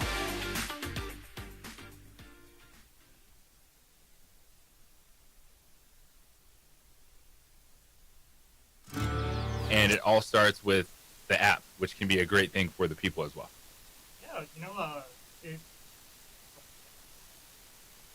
Yeah, the Jersey Mike's app, guys. Download the app and help your people, help your family, taking the time off with not doing dishes, not worrying about dinner, and let Jersey Mike's take care of you. You know what I mean? Speaking of big game days, get us for catering. We have everything that you can think of, from Philly cheesesteaks to veggies to tunas to cold cuts. We'll have it taken care of. I know you guys got those boxes on lock. I love them. Now, I know it's turkey season, but I still go to turkey and provolone. You know, I love that. It's my go-to sub for you guys. But speaking of the app, too, you can play Mike's NFL Predictors. You can download the app on whatever app store you have. You could win tickets to the big game because you think you know everything. So now let's find out. Exactly. Download the app, become a Shore Points member. You get the team right, you get points for free sandwiches. When it's free, it tastes better. Yes, it does. It does, man. $3.99 is what it's all about. And you also have gluten-free subs, too. Yes. Which I know is huge. The best in the market, you know what I mean? Not only do we come with good ingredients, but good gluten-free bread. I've heard we're the best around. And we got reoccurring customers that tell us that every day. Nothing's better than a Jersey Mike sandwich that'll make the back hair stand up, you know what I mean? Start dancing around. Yeah, it's perfect now, as you said. You're going to be busy over the next few weeks. Yeah, you got, I'm sure, a lot of family members in town. You want to keep it simple. Jersey Mike's, great subs across the board. You got something for everyone there. So download the app on the App Store. You can play the Jersey Mike's NFL Predictor, but you can earn those points towards free sandwiches. Of course, gluten-free subs. That's big for a lot of people. And our sweet deal today, so for $30, you get yourself $60 to Jersey Mike's, and they go quick. So you need to get to our website at 9 a.m. I would say get there at 8:50 and wait till 9 so you can jump on this. Refresh, man. Like, get that in your cart because it's going to go quickly. Our sweet deal goes live at 9 a.m. SportsAnimalABQ.com. And so I'm not a cheesesteak guy, but I hear about it all the time, and it feels like I have to eat that. So, our cheesesteaks, obviously they're cooked to order, caramelized onions and peppers, and it comes off a ribeye steak. You know what I mean? So we don't play around with the marbling. It's good meat. And then obviously topped with some cheese, and nothing's better than that, especially when you add green chili to it, right? Winter's around the corners. Want something to warm you up? Come and get a big Philly cheesesteak, man. We'll take care of you. I'm gonna have to do it. Yes, I'm gonna have to try the green chili. Check it out, man. With the holidays coming up too, don't leave us out for stocking stuffers as far as gift card goes, guys. Come get gift cards. Everyone loves the Jersey Mike's gift card. Yes, they do. I would love to wake up to that on Christmas morning as well. Yeah, and also the fact that you're a Miami Dolphins fan. I am. HA. And Fins up. We got a lot of Dolphins fans around. Was that 2 in a row after Frank Commanders last week? Yeah. Yeah. We're doing good, we have man. a Lobo on the Miami Dolphins. We do, Jesse Sanders. Yes, sir. There we go. Jersey Mike's our sweet deal. Appreciate you guys. Thank you for coming in and hanging out with us. And I know it's going to go quickly, so go to our website at 9 a.m. It's our sweet deal for $30. Get $60 to Jersey Mike's. We come back on the other side. We're hitting Lobo football at Air Force tomorrow. A big game with Mountain West title implications. It's the opening drive here on 95.9 FM, AM 610, the Sports Animal. This report brought to you by Quality by DiLorenzo. We would like to thank the following sponsors for making this broadcast possible. Albuquerque's leader in sports is ProView. From pros to prep, all your favorite action.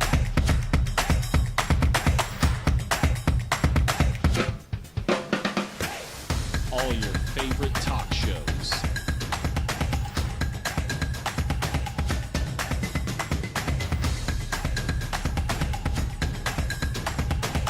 Find it on ProView Networks. I'm a Blaze King customer, and I have been for the last 10 years. Blaze King stoves are very efficient, they're easy to maintain, and they use a lot less wood than you would typically use with a fireplace. Blaze King, that's a fire. The heat is on when it's a Blaze King wood stove, controlling heat up to 40 hours on a single load of wood with a built-in thermostat. See for yourself at either Blaze King showroom, Albuquerque and Santa Fe. Blaze King, and now that's a fire. We've been trained, conditioned, and rewarded for doing more. But people weren't designed for all that doing. Our bodies need to settle into nothing from time to time. Into nothing at all. In a world obsessed with doing more, we invite you to undo.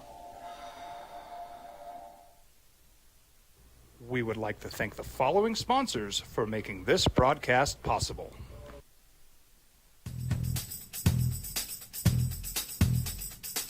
International Protective Services is a proud supporter of ProView Sports and New Mexico Youth Athletics. IPS provides residential and commercial security services in the Albuquerque metro area. For more info, please call 505-897-2420 or visit internationalprotectiveservice.com. Eagle Greens and Turf are a family-owned and operated business with over 25 years of experience in the home improvement industry.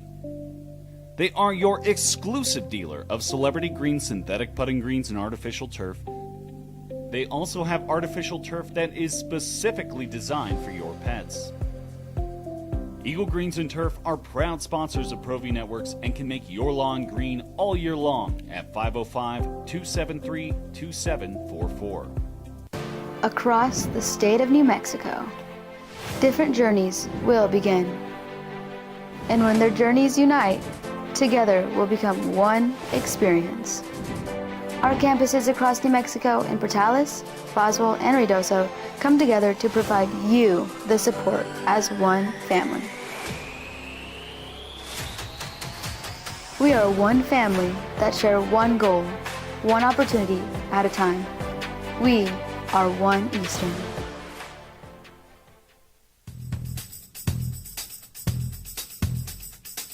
International Protective Services is a proud supporter of ProView Sports and New Mexico Youth Athletics. IPS provides residential and commercial security services in the Albuquerque metro area. For more info, please call 505-897-2420 or visit internationalprotectiveservice.com. Burrito Express is proud to announce that we are the official burrito spot of ProView Networks. Since 1982, with 6 locations serving Albuquerque, Rio Rancho, and Roswell, the question is, red or green? Let's go to the burrito. Visit letsgototheburrito.com and order now.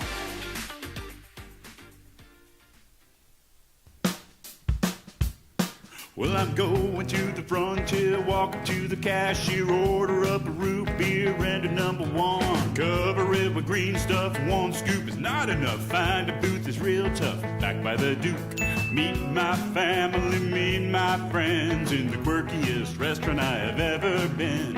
All of Albuquerque's favorite spot, it's the Frontier Restaurant.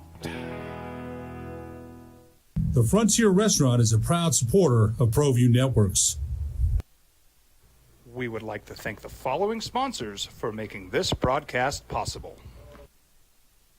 Don't sacrifice quality and flavor when you're in a hurry. Golden Pride offers ribs, fried chicken, red and green chili breakfast burritos, and Frontier sweet rolls. 4 great locations, or visit us online at goldenprideabq.com. Golden Pride Barbecue Chicken and Ribs are proud supporters of ProView Sports. High school sports are back. You can watch every ProView Network broadcast online on the NFHS network. Every moment from every game from every sport, including all NMAA state championship games. Get your monthly pass now. Just go to ProViewNetworks.com, click on the NFHS logo, and sign up today. Watch New Mexico's best. From the Sandia foothills to the banks of the Rio Grande, generations of families remain. For 5 generations, Gallus Chevrolet has handed down values written in stone, leading the way under sun-filled skies, past the vintage glow of Route 66. Built by generations past, built for generations to come. This is New Mexico. This is Gallus.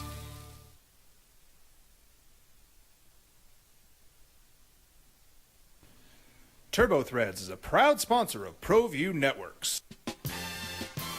Almost 30 years of experience means fast service, great prices, and a wide selection of apparel from t-shirts to performance sport shirts, even jackets and hats. They feature low minimums and no setup charges on most orders. Turbo Threads is located at 1503 Golf Course Road in Rio Rancho, or find them on Facebook, online at turbothreads.com, or call 999-1234 for Turbo Threads. I'm a Blaze King customer, and I have been. Our website, sportsanimalabq.com at 9 a.m. So for $30, you get yourself $60 worth of gift certificates to Jersey Mike's, straight for the holidays.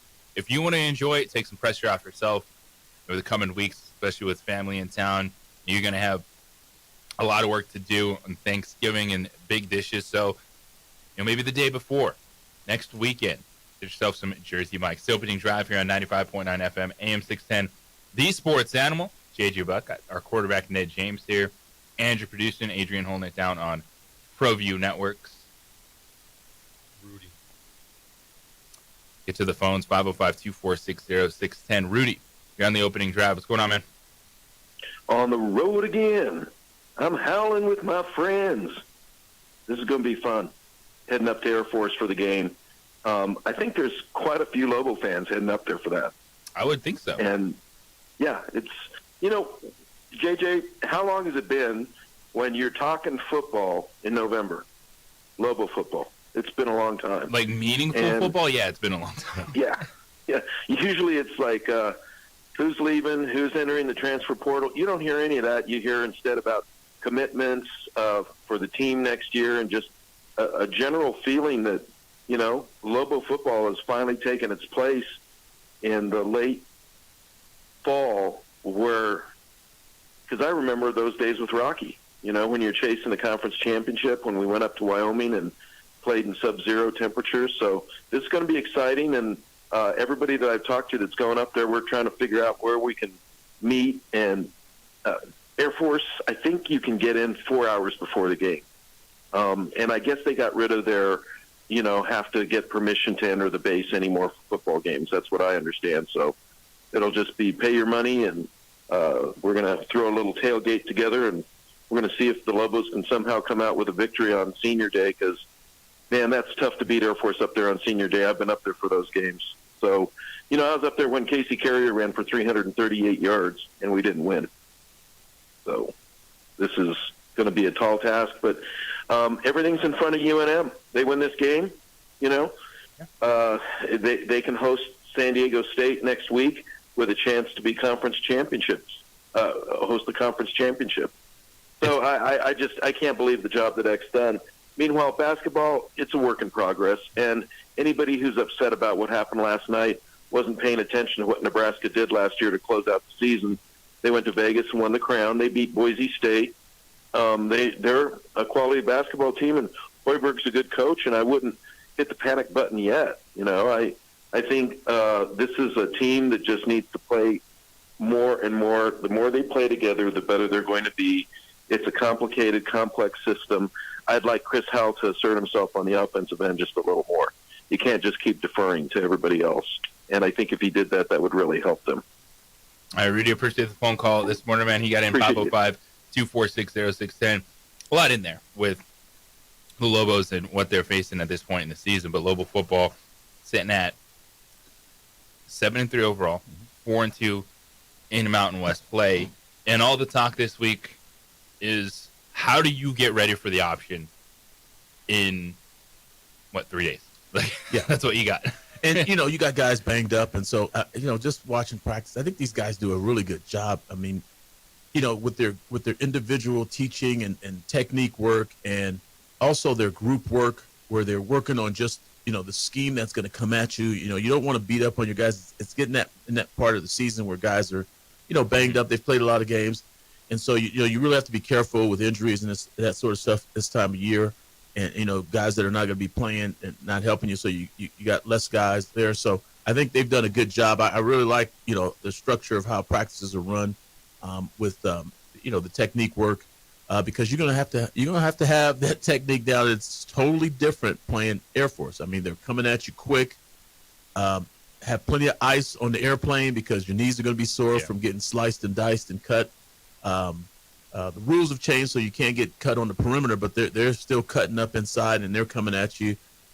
It's the military. It's academies. They play hard for 4 quarters. They're not going to stop coming at you. So, and this offense is formidable. The big quarterback that they've even with quarterback change. Yeah, they might not have as many shots downfield, but that's something that Spencer Nowinski talked about this week. The defensive coordinator. It's like you can't give up multiple.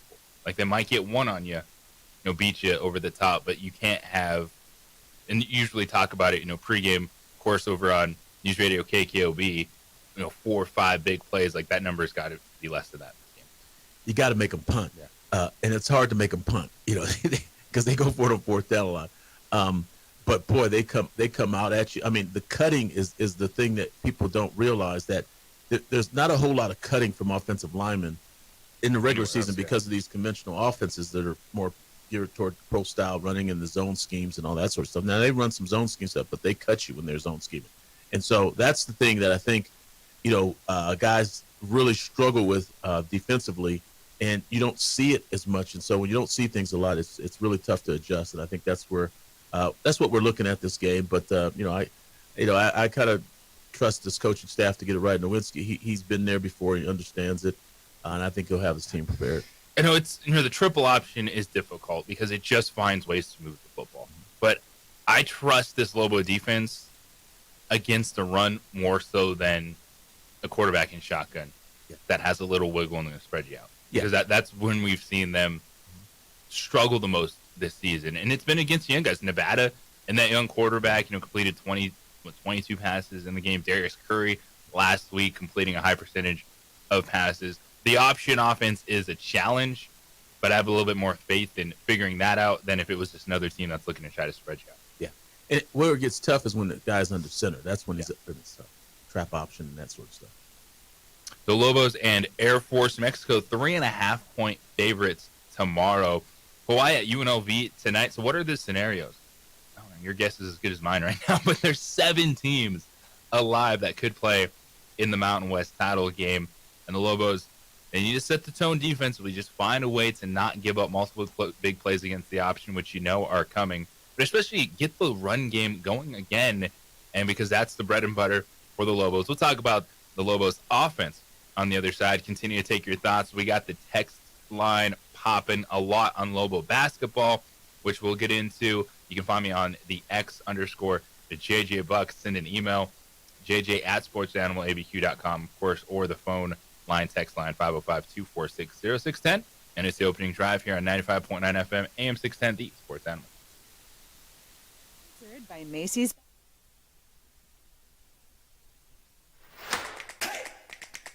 Albuquerque's leader in sports is ProView.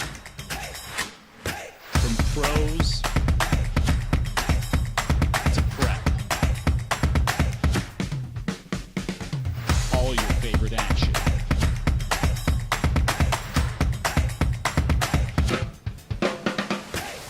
All your favorite talk shows.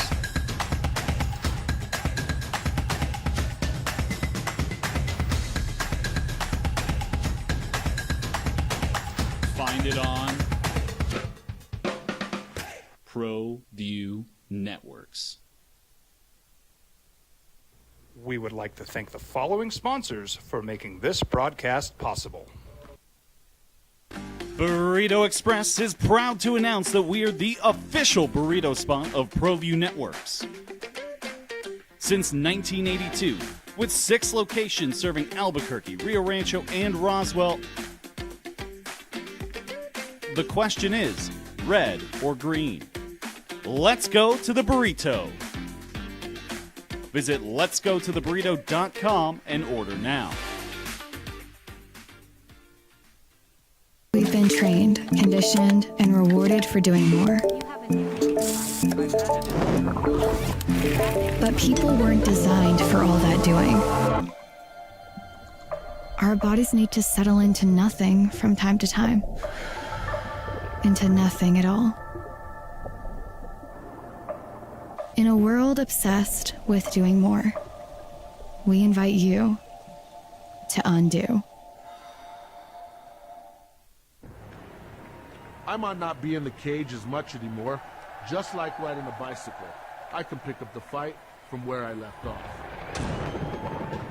I'm not some slick-haired outsider posing with borrowed gloves. I grew up here. New Mexico is in my blood. I'm a New Mexican fighting for other New Mexicans. I'm Adam Oki. I'll be your champion in the courtroom. We would like to thank the following sponsors for making this broadcast possible. For over 20 years, Evergard Roofing and Solar has been committed to customer service. Locally owned and operated, Evergard offers both commercial and residential roofing and solar services. For more info, please call 505-821-9543. Evergard Roofing and Solar are proud supporters of ProView Sports Network and New Mexico Youth Athletics. I'm a Blaze King customer, and I have been for the last 10 years. Blaze King stoves are very efficient, they're easy to maintain, and they use a lot less wood than you would typically use with a fireplace. Blaze King, that's a fire. The heat is on when it's a Blaze King wood stove, controlling heat up to 40 hours on a single load of wood with a built-in thermostat. See for yourself at either Blaze King showroom, Albuquerque and Santa Fe. Blaze King, and now that's a fire. International Protective Services is a proud supporter of ProView Sports and New Mexico Youth Athletics. IPS provides residential and commercial security services in the Albuquerque metro area. For more info, please call 505-897-2420 or visit internationalprotectiveservice.com. Eagle Greens and Turf are a family-owned and operated business with over 25 years of experience in the home improvement industry. They are your exclusive dealer of Celebrity Green synthetic putting greens and artificial turf. They also have artificial turf that is specifically designed for your pets. Eagle Greens and Turf are proud sponsors of ProView Networks and can make your lawn green all year long at 505-273-2744. Burrito Express is proud to announce that we are the official burrito spot of ProView Networks. Since 1982, with 6 locations serving Albuquerque, Rio Rancho, and Roswell, the question is, red or green? Let's go to the burrito. Visit letsgototheburrito.com and order now. We've been trained, conditioned, and rewarded for doing more. But people weren't designed for all that doing. Our bodies need to settle into nothing from time to time. Into nothing at all. In a world obsessed with doing more, we invite you to undo. We would like to thank the following sponsors for making this broadcast possible. Eagle Greens and Turf are a family-owned and operated business with over 25 years of experience in the home improvement industry. They are your exclusive dealer of Celebrity Green synthetic putting greens and artificial turf. They also have artificial turf that is specifically designed for your pets. Eagle Greens and Turf are proud sponsors of ProView Networks and can make your lawn green all year long at 505-273-2744. ProView Networks would like to thank the following sponsors for making this broadcast possible. Hans Whitler Automotive, German car maintenance and repair in Albuquerque, New Mexico. Call 505-294-7684 or visit hanswhitlerauto.com. Across the state of New Mexico, different journeys will begin. And when their journeys unite, together will become one experience. Our campuses across New Mexico in Portales, Roswell, and Ruidoso come together to provide you the support as one family. We are one family that share one goal, one opportunity at a time. We are one Eastern. Burrito Express is proud to announce that we are the official burrito spot of ProView Networks. Since 1982, with 6 locations serving Albuquerque, Rio Rancho, and Roswell, the question is, red or green? Let's go to the burrito. Visit letsgototheburrito.com and order now.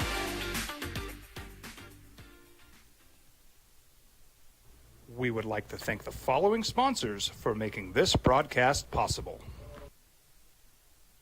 High school sports are back. You can watch every ProView Network broadcast online on the NFHS network. Every moment from every game from every sport, including all NMAA state championship games. Get your monthly pass now.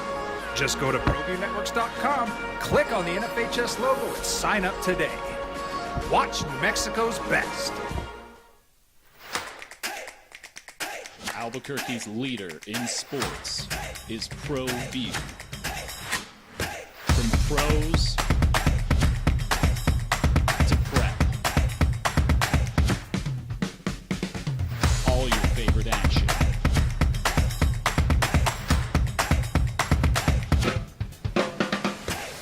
All your favorite talk shows.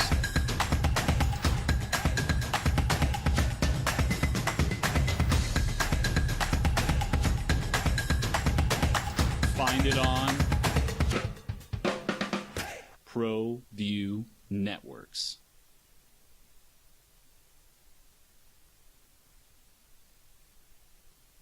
I'm a Blaze King customer, and I have been for the last 10 years. Blaze King stoves are very efficient, they're easy to maintain, and they use a lot less wood than you would typically use with a fireplace. Blaze King, that's a fire. The heat is on when it's a Blaze King wood stove, controlling heat up to 40 hours on a single load of wood with a built-in thermostat. See for yourself at either Blaze King showroom, Albuquerque and Santa Fe. Blaze King, and now that's a fire. We've been trained, conditioned, and rewarded for doing more. But people weren't designed for all that doing. Our bodies need to settle into nothing from time to time. Into nothing at all. In a world obsessed with doing more, we invite you to undo.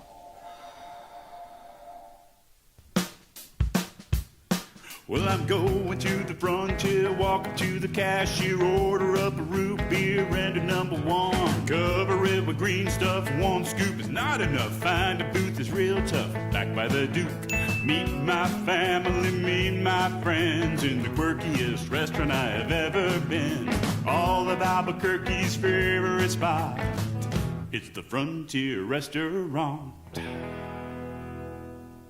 The Frontier Restaurant is a proud supporter of ProView Networks. You know, they've coughed up the ball a couple of times. So, you know, teams, you know, they watch the film. They know, you know, exactly who the guys to target and to get the ball out. Everybody's trying to get the ball out on defense. So it's something that, you know, they're going to have to, you know, be conscious of. And, you know, they got to take care of their business as players.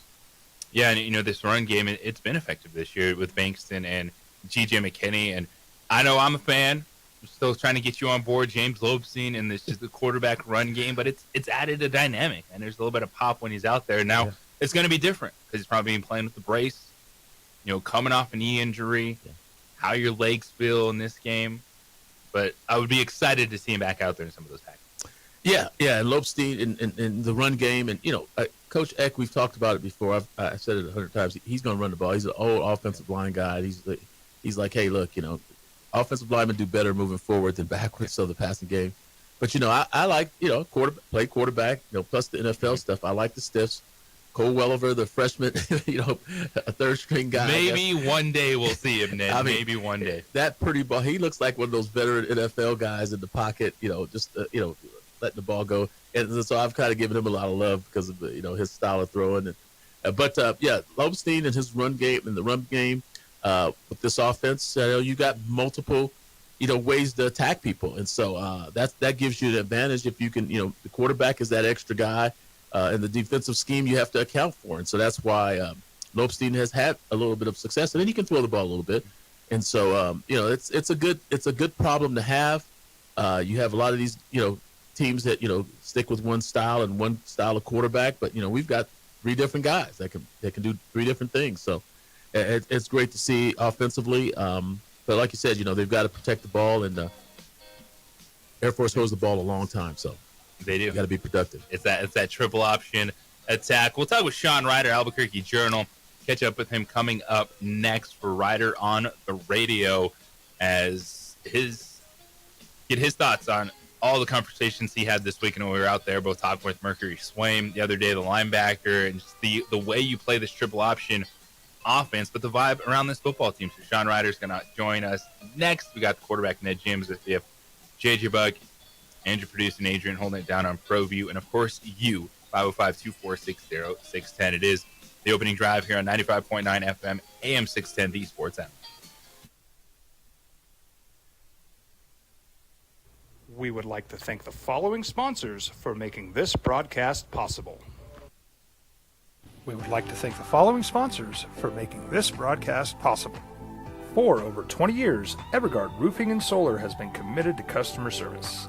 Locally owned and operated, Evergard offers both commercial and residential roofing and solar services.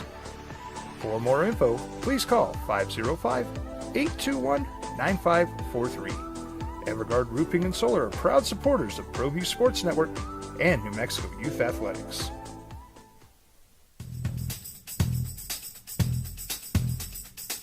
International Protective Services is a proud supporter of ProView Sports and New Mexico Youth Athletics. IPS provides residential and commercial security services in the Albuquerque metro area.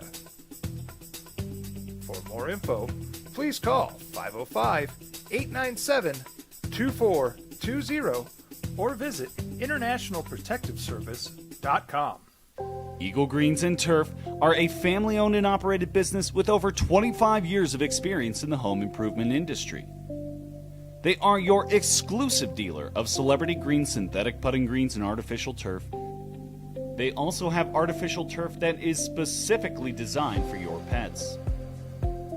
Eagle Greens and Turf are proud sponsors of ProView Networks and can make your lawn green all year long at 505-273-2744. We've been trained, conditioned, and rewarded for doing more. But people weren't designed for all that doing. Our bodies need to settle into nothing from time to time. Into nothing at all. In a world obsessed with doing more, we invite you to undo. We would like to thank the following sponsors for making this broadcast possible. ProView Networks would like to thank the following sponsors for making this broadcast possible. Hans Whitler Automotive, German car maintenance and repair in Albuquerque, New Mexico. Call 505-294-7684 or visit hanswhitlerauto.com. Across the state of New Mexico, different journeys will begin. And when their journeys unite, together will become one experience. Our campuses across New Mexico in Portales, Roswell, and Ruidoso come together to provide you the support as one family. We are one family that share one goal, one opportunity at a time. We are One Eastern. Burrito Express is proud to announce that we are the official burrito spot of ProView Networks. Since 1982, with 6 locations serving Albuquerque, Rio Rancho, and Roswell, the question is, red or green? Let's go to the burrito. Visit letsgototheburrito.com and order now.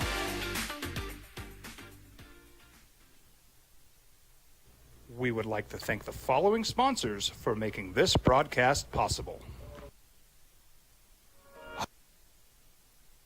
Now it's the opening drive on 95.9 FM and AM 610, the sports animal. Here's Jeff Zimbietta and JJ Buck.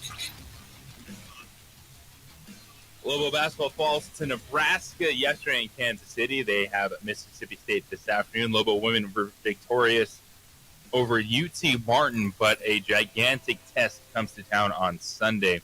Texas Tech 6-0 to start the season, has one of the best guards coming off the bench in the entire country. Snutta Collins, who is averaging over 15 points per game. As Texas Tech beat Arkansas, Mississippi State the last 2 times out, but that's what you want is big-time games, big-time opportunities. You get that from your basketball programs, and you're seeing that from your football program, the Lobos at Air Force. The opening drive here on 95.9 FM, AM 610, the sports animal. JJ Buck joined by the quarterback, Ned James. Got Andrew holding it down.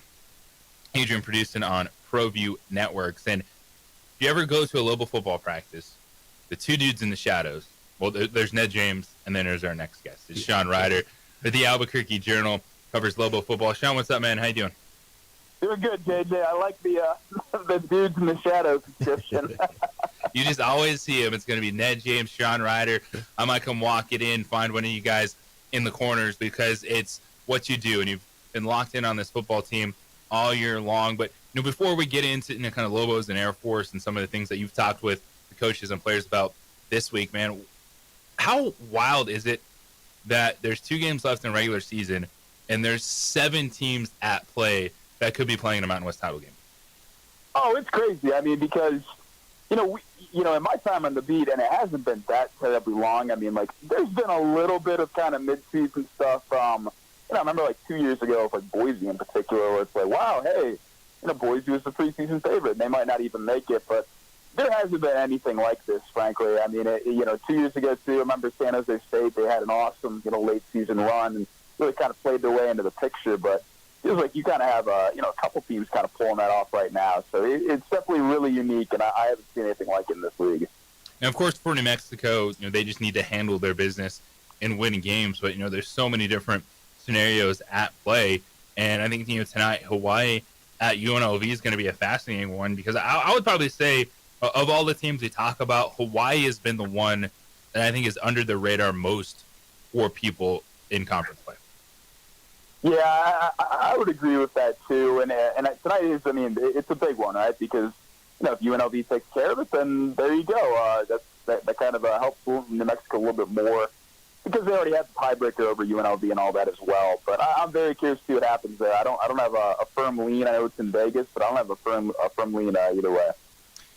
So great minds think alike. At practice the other day, both of us were thinking about the linebackers and dealing with this triple option for Air Force. And you were talking with, Mercury Swaim, who's coming off a really good game, had 6 tackles against UNLV. I know you talked with Coach Nowinski earlier in the week. What were some of the things that you're getting from this team as they prepare for the triple option? Yeah, and I had kind of a longer conversation with defensive coordinator Spence Nowinski a little bit about it too. And it is a little ironic in the sense that, pretty much every game, and and most of the times I've talked to Spence, he's kind of emphasized, we want to play great first and second down defense, and we want to limit explosive plays. We want to try and get them behind the chains, and we want to tackle well and all that as well. And that is a lot of that's for playing teams like Colorado State as well, but that is a lot of kind of what you said about playing Air Force and what they want to do. I mean, if they can get them in Air Force in spots where maybe they can get them behind the chains every now and then, pretty big in a lot of respects. And so definitely looking for opportunities like that. But the main thing that I kind of heard from Spence was, you don't want to bleed out on one play. You don't want to, give up the 50-yard completion or anything like that. Like, they're going to run the ball. They're going to run it well. They're going to have some 3rd and 1s and 3rd and 2s and all that as well. And you're going to have to work with those. But, you don't want to give up. You don't want to get lazy on the fullback trap or anything like that. And then all of a sudden, that turns into a nice little 46-yard run, and then you have some real issues on that possession. Did Spence mention at all Kapai and Randolph Kapai and Dimitri Johnson, because they played well against Air Force last year, and the fact that I know Jackson Eck and Swain are playing well, but at the same time it's slice and dice week now. They're coming at you downhill. I mean, there's going to be a lot of ice on the airplane for defensive guys, for those knees, for being cut. Did he mention at all the fact that they may use those guys a little bit more in this approach to this triple option, or not so much? They don't run as much triple option. They're running that trap, and they're running that just the inside dive play. Did he mention bringing those guys in a little bit more, or anything referencing that? He didn't quite reference anything like in line with in terms of shifting the personnel more towards Kapai and more towards Johnson. But honestly, I think I agree with you, Nat. I mean, they played well last year, and I'd be kind of surprised they didn't get a hard look this weekend. You look at this defense this season. For the Lobos, it's been a bend but don't break style. Try to keep things in front, and I know that the triple option is going to get yards. Air Force does it. They run it against everyone, and they still make their big plays. But I'm kind of more confident in this Lobo defense against a rushing attack as opposed to a team that wants to spread you out. We've seen, whether it's Nevada or Colorado State, there weren't a lot of chunk plays, but it's completions, and it gets interesting when a quarterback is able to complete that many passes, keep drives alive. And I think they've been better against teams that want to try to run it. Yeah, I agree. I mean, the numbers kind of bear that out at this point in the season. I think it took a little bit to kind of get to that point. And that was always kind of the, you talk to coaches, you talk to players, that was kind of more or less where things started, right? Trying to stop the run. And I think they've done a good job kind of getting to the point where that is a really reliable element of what this defense does. But that being said, it is, Air Force is just such a high volume. You almost don't even want to kind of look at those numbers still because, just because of what you're going to see, it's so different. But yeah, I agree. I think there is some confidence there in the sense that it's not like they have world-class secondary or whatever, and they're kind of weak against the run. The run defense has definitely been kind of the defensive strength to this point. Sean Ryder, Albuquerque Journal, joining us, Lobo beat writer, following this football team this season as they get ready to go up to Colorado Springs, play Air Force tomorrow. 4 fumbles last week. All of us are scratching our heads, especially when Damon Bankson fumbles twice in the third quarter. What did you get from some of the offensive guys this week and just responding to what happened against Colorado State? Yeah, hold on to the ball, more or less. I talked to Damon and, on Wednesday, I believe. And, it wasn't wasn't quite a surprise. Damon was holding the football the entire interview we did. X kind of talked a little bit about it. Just, they really went back, and, you don't want to do it at this point in the season, but, they went back and kind of did the training camp basics of, ball security and just ran through all that again. So that's certainly being emphasized. I think it would be really kind of, concerning and almost inexplicable if it remained a problem this week. But at the same time, they do have, I think they have the most fumbles lost. I think 11, I want to say 9 or 11. I'm not entirely sure, but in that range of any team in the country. So it has been a problem throughout the year. And X talked a little bit about, Austin Brawley kind of mentioned to him, like, hey, we should work on, punching the ball out period, trying to force some fumbles during practice. Because, they wanted to generate turnovers, more throughout the season. And, they had 3 interceptions, but no forced fumbles on Saturday, too. So they added a portion of practice to help kind of, figure out ways to kind of, help force the ball a little bit more. Yeah, it's interesting that Brawley brought that up because they did that in practice Tuesday when I was out there. They ran a little perimeter drill where they were knocking the ball out. I think it was Tuesday or Wednesday. I can't remember what day it was. But they did a little perimeter deal where they were, really kind of going after the ball and those kind of things. So, I mean, coaches are in tune and they understand, the importance of turnovers. But a little bit about as far as talking to the running backs, because talking to Coach Johnson, I made a comment about him needing Pepto-Bismol after that game at Colorado State or during the game, because he just looked so upset. And he says, no, Ned, I needed something a lot stronger. And it's called tequila after the game, after that performance. But just talking to those guys, what sense did you get from them as far as are they going to be using more running backs? And just from the coaching staff, I should say. Are they going to use more? Is Buchanan going to slip in there a little bit, maybe a little bit more since he's had some dynamic plays? What's your feel on as far as the personnel goes? What you think Eck and the offense is going to do? It's always tough to kind of predict like pregame because you and I we've seen it in practice and all that where it's, everything looks fine and then you get to the game and all of a sudden they kind of go with the hot hand approach, right? And it's Scotchay gets a little bit here, but then Damon ends up being the guy, or Damon gets a little bit here, but Scotchay ends up being the guy, or DJ ends up being the guy. So I do think I would say though I do think it makes sense to kind of just keep mixing the personnel, frankly. And I think you're right. I think Deshaun Buchanan's done some nice things lately, lately too. So I think you could see some pretty healthy mixing and matching in terms of who the ball is getting to and all that as well. Now, if it is, and I talked a little bit about it this week, now if it is, one guy is kind of maybe not head and shoulders, but a little clearly, being more productive than others, then I could see that person getting the hold, but we'll see what happens. I know your colleague is on the road covering hoops, so any pregame, postgame stuff on deck from Colorado Springs? Yeah, we'll have an interesting one on Saturday. Very pleased to announce because Grammer is in that part of the country. He is going to be driving out and covering the NCAA Division I cross country championships, of which UNM has a very good shot of winning the team titles on both sides, and then Hampton Samuel is pretty much the odds-on favorite to win the men's Division I cross country title. So he will be out in Columbia, Missouri, to cover that in the morning. And then he's flying back on Sunday. So we will have a post-game show. It'll probably be a bit later, frankly, just because of kind of the print deadline and how that's shaping up for me. But we are planning on a post-game show for sure. All right, check that out. They go live on the X. A lot of great content from the Albuquerque Journal and, of course, Sean Ryder. Always appreciate it, man. Have fun this weekend. Thanks, guys. Appreciate you. Always good talking with you. All right, Sean Ryder from the Albuquerque Journal. Of course, check out all the coverage Albuquerque Journal, the print edition and online edition, and what they do. Some pre- and post-game coverage. 505-246-0610, Sports Animal Hotline and text line. We come back on the other side. We'll get to your text, your emails. You're talking Lobo basketball, Lobo sports. Huge weekend coming up. It's the opening drive right here on 95.9 FM, AM 610, the Sports Animal.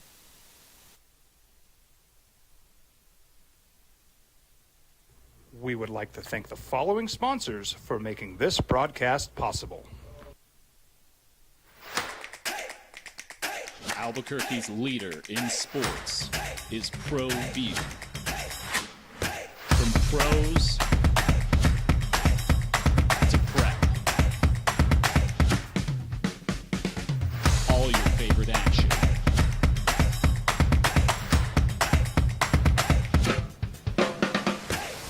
All your favorite talk shows.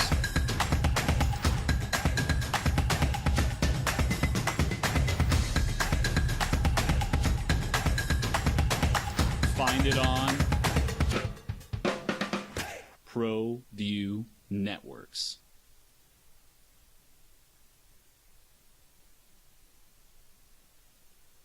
I'm a Blaze King customer, and I have been for the last 10 years. Blaze King stoves are very efficient, they're easy to maintain, and they use a lot less wood than you would typically use with a fireplace. Blaze King, that's a fire. The heat is on when it's a Blaze King wood stove, controlling heat up to 40 hours on a single load of wood with a built-in thermostat. See for yourself at either Blaze King showroom, Albuquerque and Santa Fe. Blaze King, and now that's a fire. We've been trained, conditioned, and rewarded for doing more.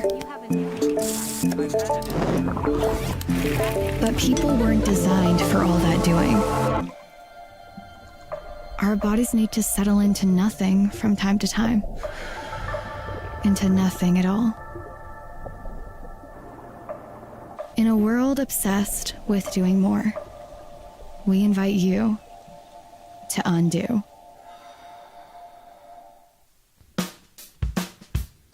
Well, I'm going to the frontier, walking to the cashier, order up a root beer and a number one. Cover it with green stuff, one scoop is not enough. Find a booth is real tough, back by the Duke. Meet my family, meet my friends in the quirkiest restaurant I have ever been. All of Albuquerque's favorite spot, it's the Frontier Restaurant. The Frontier Restaurant is a proud supporter of ProView Networks. From the Sandia foothills to the banks of the Rio Grande, generations of families remain. For 5 generations, Gallus Chevrolet has handed down values written in stone, leading the way under sun-filled skies, past the vintage glow of Route 66. Built by generations past, built for generations to come. This is New Mexico. This is Gallus. We would like to thank the following sponsors for making this broadcast possible. Albuquerque's leader in sports is Pro View. From pros to prep, all your favorite action.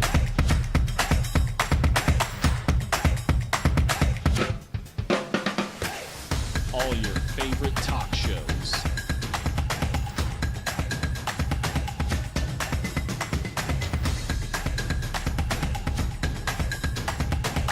Find it on Pro View Networks. Eagle Greens and Turf are a family-owned and operated business with over 25 years of experience in the home improvement industry. They are your exclusive dealer of celebrity green, synthetic putting greens, and artificial turf. They also have artificial turf that is specifically designed for your pets. Eagle Greens and Turf are proud sponsors of ProView Networks and can make your lawn green all year long at 505-273-2744. High school sports are back. You can watch every ProView Network broadcast online on the NFHS network. Every moment from every game. Hyena's Comedy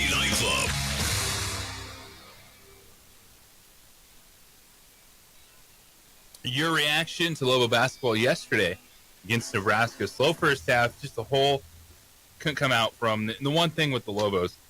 Now, first half offense, that's been a bugaboo all season long. But you watch this team, and you know defensively they're going to have moments where they're solid. And offensively, I think there are plenty of pieces there. Talked with Jeff Grammer about it earlier, the beat reporter for Lobo basketball in the Albuquerque Journal, and we kind of shared the same sentiments. Is there's certain players you'd like to get involved a little bit more in the offense, but the talent is there for them to be successful. And you got beat by a Nebraska team that was just functioning at a higher level, hit 9 3-point shots in the first half where the Lobos missed their open shots, which would have allowed them at least keep it a closer game and maybe not face that big of a deficit to where then you just kind of get stuck in a shootout, which the Lobos ended up attempting 44 3-point shots. Outscored Nebraska 47-41, but it's one of those games that, yeah, you're going to see a little bit of a flip when a team has that big of a lead, as Nebraska did 43-25 at the end of the first half. JJ Buck, the quarterback, Ned James with you this morning. Andrew holding it down, producing. Got Adrian on ProView Network, so you can watch the show Comcast, Xfinity now, channel 26. Of course, online streaming, you can check us out on the OD Facebook page, YouTube, plenty of ways for you to watch and interact with this show. 505-246-0610, Sports Animal hotline and text line. Some text from this morning saying UNM shot 44 3-pointers, Nebraska 35, 79 total in the game. I've never seen such a thing. Now, if the Lobos could shoot them like Texas Arlington, 14 for 27, it would be acceptable. Don't like this offense. Make your arrangements, fans. Las Vegas for a playing game. Wow, that's a frustrated Lobo fan right there. Yeah, and I think a lot of it more so was chase mode, and also Eric Olin kind of figuring out what adjustment should he make to this team, because, yeah, I know he wants to shoot threes. They got open threes. They didn't hit them early. That's part of sport, right? You have to capitalize on your opportunities. But I don't think we're going to see 44 consistently. I think that was a combination of falling behind Ryan Radke and then having Westwood to One. The primetime step up spotlight and, of Monday Night Football this week falls on the Bay Area when the 7-4. As the OPEX, it's been fun this morning for those of you behind the scenes. It's been a little crazy for us. Another one says, good morning. I have two things. Why doesn't Scholl do the opening tip? Okay. He's got just as much height and definitely more bounce than Bouillon. And here we go. Shout out to Lobo cross country teams, national title contenders in both individual races, both men's and women's. Thanks, Lobo fan Jake. Well, yeah, that's what Sean Ryder was just pointing out, how they're going to have Jeff Grammer cover that. He's going to go from KC to Columbus and do Lobo cross country. That program, man. Yeah. They got some athletes. They've done a great job over the last years. Where's Joe Franklin? Yeah. And now the new coach and just national championship contenders, which then, you know what they become? Olympian. Yes, and he's done a good job of keeping the train rolling from Joe Franklin. I mean, that's the thing that I'm surprised. Nice guy too, but just like Joe too. Man, these cross country guys, man, they're really good guys, and so I'm just happy. And like I said, I see them in the training room looking for football guys. You see the cross country guys coming in getting treatment, rolling out their legs on the rollers and getting all the stem treatments that you can get in the training room, and it's just always nice talking to them. We were talking, off air about how just nice these guys are. They come over here from, different parts of the world, and they're just, just so happy to have the opportunity to compete. Got this one on the text line as well. It says, Olin seems to have some good pieces. The freshmen are looking better. However, the two seniors starting or not. I mean, Chris Howell and Dayton Albury are who you're talking about in that text message. Yeah, Chris Howell, and you look at his game, man, I like his steadiness. I mean, he led the way. He had 6 assists last night. Of course, Dayton Albury got ejected, so didn't play the entire second half. You'd like a little bit more scoring, but that's not necessarily going to be his role as a scorer. You look at Chris Howell, 4 points, 4 rebounds, 6 assists, did have 3 turnovers. Like, that's the line you're getting out of Chris Howell. And it's going to just be kind of tweaking the things around him in this offense. We'll hit the email. John says, hey, last night was much better than what happened in Las Cruces. It showed that when the Lobos run an offense, they can be pretty good. That being said, we have to run an offense. And like Kenny Thomas was saying last night, the offense has to be inside out. They can't throw the ball around the perimeter, check up a 3, That's what they did in the first half, and at the end of the game, the offense got going when they went inside to Bullion. He's a key to this team. Getting him going early will get the offense in a flow. So we also need to drive more, and we stop when there are lanes they can drive, but they don't. Finally, Howell needs to be put down behind the bench. No, he doesn't, man. Like, Chris Howell struggled, but there's a reason coaches rely on veteran players, and Chris Howell is a veteran player. Yeah. Does he have the explosiveness, the pop, the bounce? No, but that's where you need to manage lineups around him. And maybe you realize there's certain combinations like Hopt and Howell probably don't need to be on the floor at the same time because they're too similar of a player. But Chris Howell is a steady presence. He's good defensively. He can orchestrate things, especially if you want to see some changes in the offense with working inside out. He's a good player to do that. So I'm not on this, Chris Howell can't play basketball train that a lot of people are on, just because he struggled some. He's slow, doesn't have the explosiveness. I think he'll be fine. Yeah, I do too. In this low ball offense. So 505-246-0610 Sports Animal Hotline and text line for you. So Lobos get Mississippi State today. Christians and the Bulldogs were blasted by Kansas State yesterday as Kansas State ran away from them 98-77. Talking with Jeff Graham a little bit earlier, this is a Mississippi State team, might not be as good as some of the other years. Christians, we got to know his identity when he was coaching New Mexico State, and he wants to be a guy that's all about offense. Maybe doesn't have that edge. And it was interesting too when you talk about the Lobos. I know we've been hyper fixated on the offense this morning with the slow start, but this team was supposed to be about the defense. Yeah, right? with Eric Olin and Fred Hoiberg, Nebraska coach. I thought it was interesting that his team scores 84 points, and one of the things he said is he thinks New Mexico is going to be a good defense this season. He said, "I think that's going to be one of the top defenses in the country this year," and that's from a coach that just dropped 84 points on the team. Right. I mean, he sees the talent. He sees where it's going. He probably understands, after scouting and looking, at the film, what Eric Olin is attempting to get out of these players, and that's why he's making these statements. But, it's still early. I still think, these guys are getting to know each other a little bit better. And, little tweaky injuries they've had, but, after a while, those come around, and then you're ready to roll. So we'll see. We just got to give them a little bit more time, I think, and they'll be fine. I do like the pieces that are there. I think they will find a consistent offense that works if it's inside out a little bit more, getting Bullion some touches on the block, letting Chol work. I think Chol can just dominate mid-post and then open things up. It's face-up game, right? It's not getting the ball to Chol on the block because he's not that type of player. He's long and athletic, but he's a face-up player, but I still would like to have him face up at different spots in the offense. And there's a lot of things you can do, even within Eric Olin's system, which, they want to generate open shots from three, which, any team is going to take that, even if you don't necessarily have a ton of three-point shooters, there's still the shots you want to generate. But there's things you can do, and I think this coaching staff, now seeing this team in different situations against different type of athletes, looking ahead to what they're going to face, they can make those changes. Yeah. And then defensively, too, part of that then is, as you figure out your rotations, what you want to do offensively, they got to establish themselves. Like it's been a talk of Eric Olin, his teams always having some of the best defensive metrics in the country. That can't get lost, and that's going to still be the focal point. Yeah, but I do understand where Kenny Thomas is coming from. Being a big man, big men always want the ball coming inside out, and so Kenny's got that mentality, and I'm kind of with him because I'm for the big guys.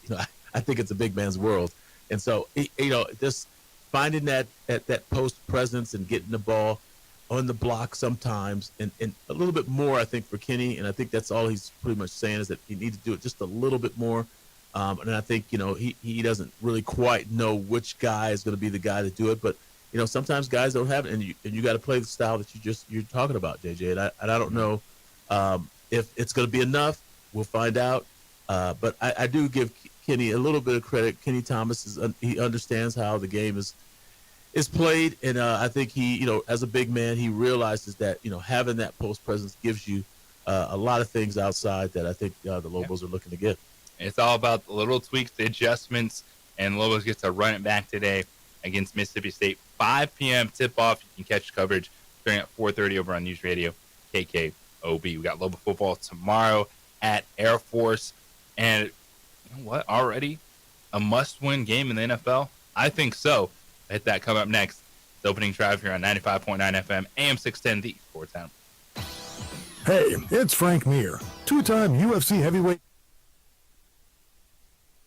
From every sport, including all NMAA state championships. We would like to thank the following sponsors for making this broadcast possible. Don't sacrifice quality and flavor when you're in a hurry.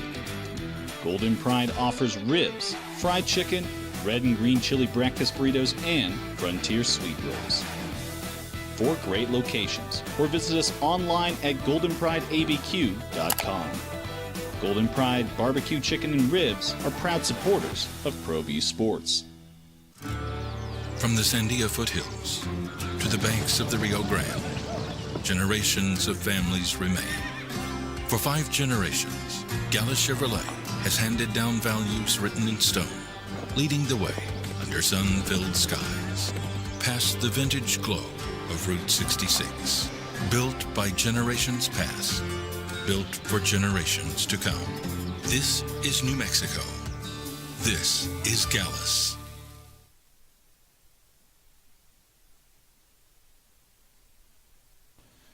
Turbo Threads is a proud sponsor of ProView Networks. Almost 30 years of experience means fast service, great prices, and a wide selection of apparel from t-shirts to performance sport shirts, even jackets and hats. They feature low minimums and no setup charges on most orders. Turbo Threads is located at 1503 Golf Course Road in Rio Rancho, or find them on Facebook, online at turbothreads.com, or call 999-1234 for Turbo Threads. I'm a Blaze King customer, and I have been for the last 10 years. Blaze King stoves are very efficient, they're easy to maintain, and they use a lot less wood than you would typically use with a fireplace. Blaze King, that's a fire. The heat is on when it's a Blaze King wood stove, controlling heat up to 40 hours on a single load of wood with a built-in thermostat. See for yourself at either Blaze King showroom, Albuquerque and Santa Fe. Blaze King, and now that's a fire. We would like to thank the following sponsors for making this broadcast possible.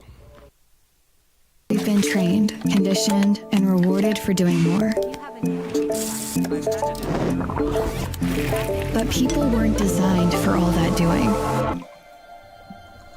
Our bodies need to settle into nothing from time to time. Into nothing at all. In a world obsessed with doing more, we invite you to undo. Across the state of New Mexico, different journeys will begin. And when their journeys unite, together will become one experience. Our campuses across New Mexico in Portales, Roswell, and Ruidoso come together to provide you the support as one family. We are one family that share one goal, one opportunity at a time. We are one Eastern. Burrito Express is proud to announce that we are the official burrito spot of ProView Networks. Championship game. Just wow. Winning Super Bowls like it's nothing. But here they are at 5-5. The Kansas City Chiefs face a must-win game this weekend because they welcome in the Indianapolis Colts sitting at 8-2. It's the opening drive here on 95.9 FM, AM 610.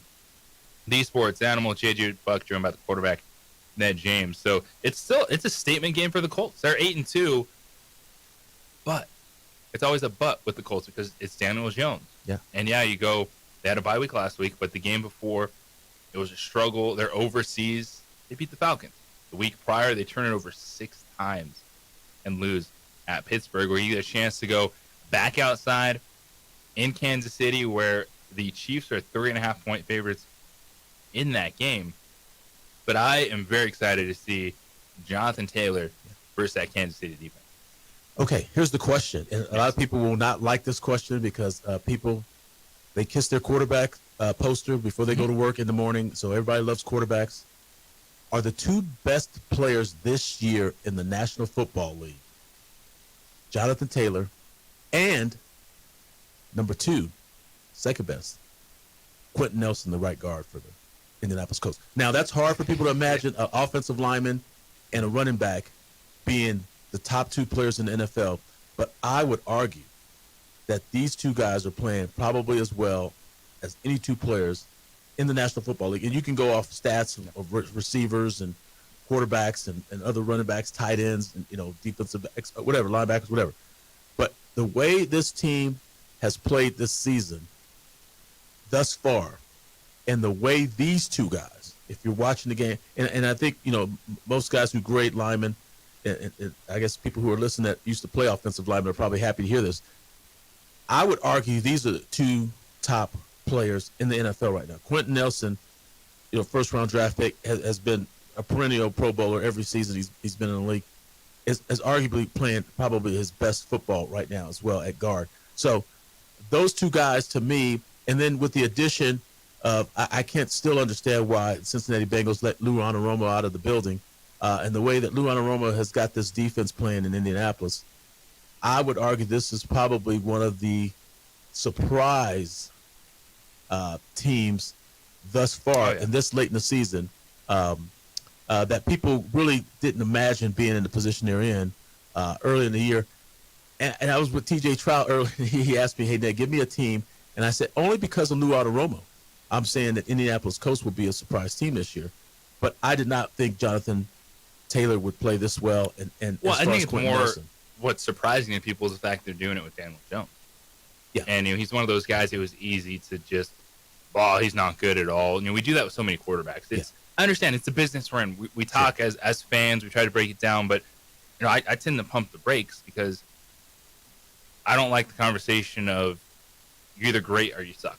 Yeah. Or you're elite or you're not. Yeah, you always want to be chasing that, but you can be good and win a lot of games. And that's Daniel Jones right now. He is a good quarterback that found the right system. Right. And this was in a Colts team that had an interesting foundation.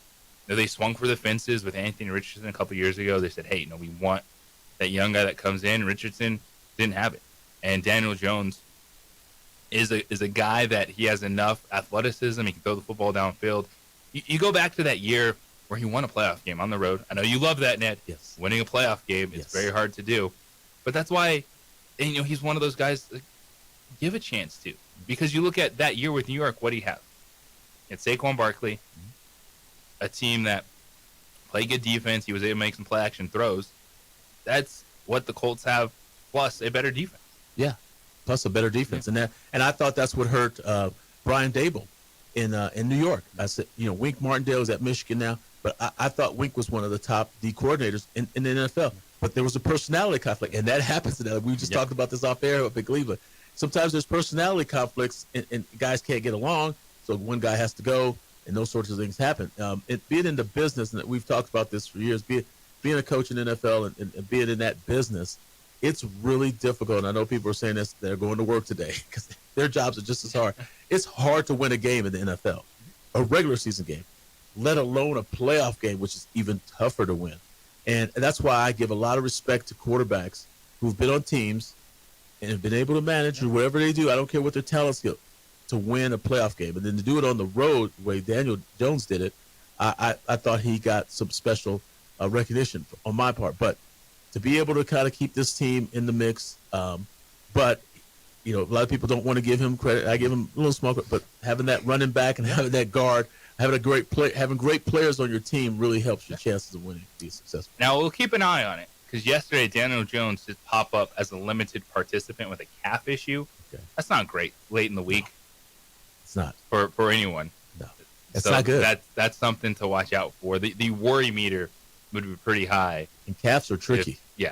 With the calf, and we know we've watched over the last few years how, especially if you're watching the NBA, how the calf turned into the Achilles and the major injuries there. So that could change everything. If Daniel Jones isn't playing, well, the game plan is still going to be all right. We'll give it to Jonathan Taylor, but then it will be okay. How are you then creating plays off that? Because your backup quarterback is a rookie, Riley Leonard. Yeah, and it's like, all right, Riley, here's Kansas City and Kansas City. And it's hard for those rookies. I mean, when you have a veteran backup, it's a little easier to kind of transition you like to have three. You like to have three quarter. You like to have Flo Monday in the bullpen to go to if the rookie kind of surprised. But it's tough with veterans because of the salary structures and that kind of stuff with NFL team clubs.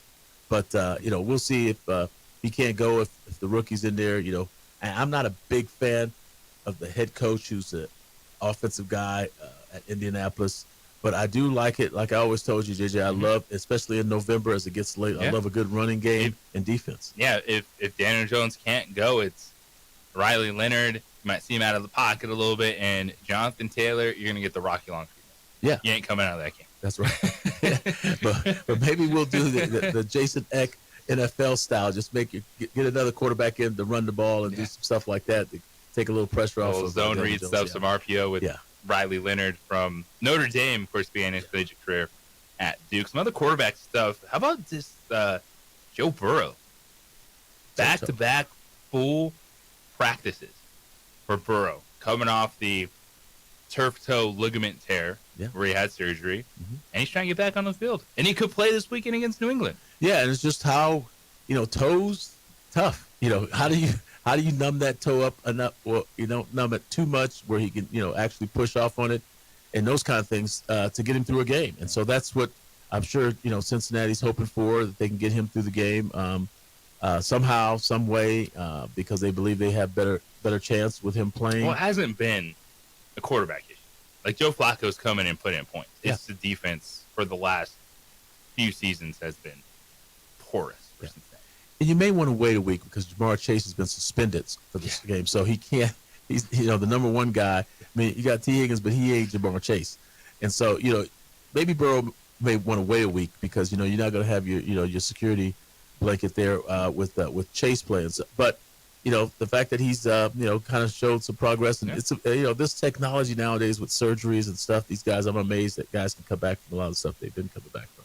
Bengals 6-point dogs at home hosting the Patriots. And the Patriots and Broncos, man, they're 9-2 football teams racing for that number one seed. The Broncos have a bye this week. It's Denver, Miami, the Chargers, and Commanders with byes. Some other stuff. Lamar Jackson was back to full practice. They pretty much been resting him on Wednesdays the last couple of weeks. But that's an interesting one because you look at this weekend, Ned. Yeah. You know that there's 2 first-place teams playing each other? And neither of those teams are favored to win their division. And those teams are? Pittsburgh at Chicago. They're division leaders that are not favored to win their division right now. So the Steelers, they're 6-4. They got that 1-game lead over the Ravens. They're plus 265 to win the AFC North. As Baltimore is minus 310. The Bears are 7-3. But they're third in the odds to capture the division crown behind Green Bay and Detroit. Both are plus 130 to win the division. That is something. I mean, that's, and I'm not, I know you're not an odds guy. I'm not an odds guy, but that's, and I like, typically I usually side with defensive guys and defensive coaches and teams. And I do like Aaron Rodgers. I just don't think this Pittsburgh team is that good, but that's something that's a little wonky. And then I don't like my quarterbacks. And Rodgers with the wrist. Rodgers got a wrist, right now. But Chicago, and this is the old man in me. I don't like my quarterbacks. Don't do it, Ned. I'm gonna don't say do it, Ned. I gotta say it. I don't like my quarterbacks with fingernail polish. It's just something about that. What if he plays catcher in off time, man? That's all right. It's just I think the whole stuff with the quarterback, the dramatics with it.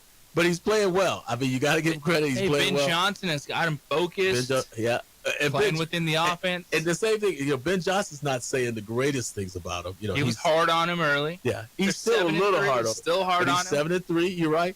And in Chicago, I mean, I've got friends and people, family members in Chicago that are just elated. Antoine Randall L., who I coached at Indiana, is at Chicago. He's the assistant head coach with the Bears. And the city of Chicago is just fired up about this team for having this record. Put yourself in position. The Steelers, I'm with you. There's definitely some flaws on that roster, but what did they do early in the season? They won games, and they got themselves a game over the Ravens. Right. You might love Baltimore, but the teams that we go, man, they got an elite quarterback. Baltimore. Kansas City. Joe Burrow when he's healthy, but usually he's not. Where are they right now? They're not in it.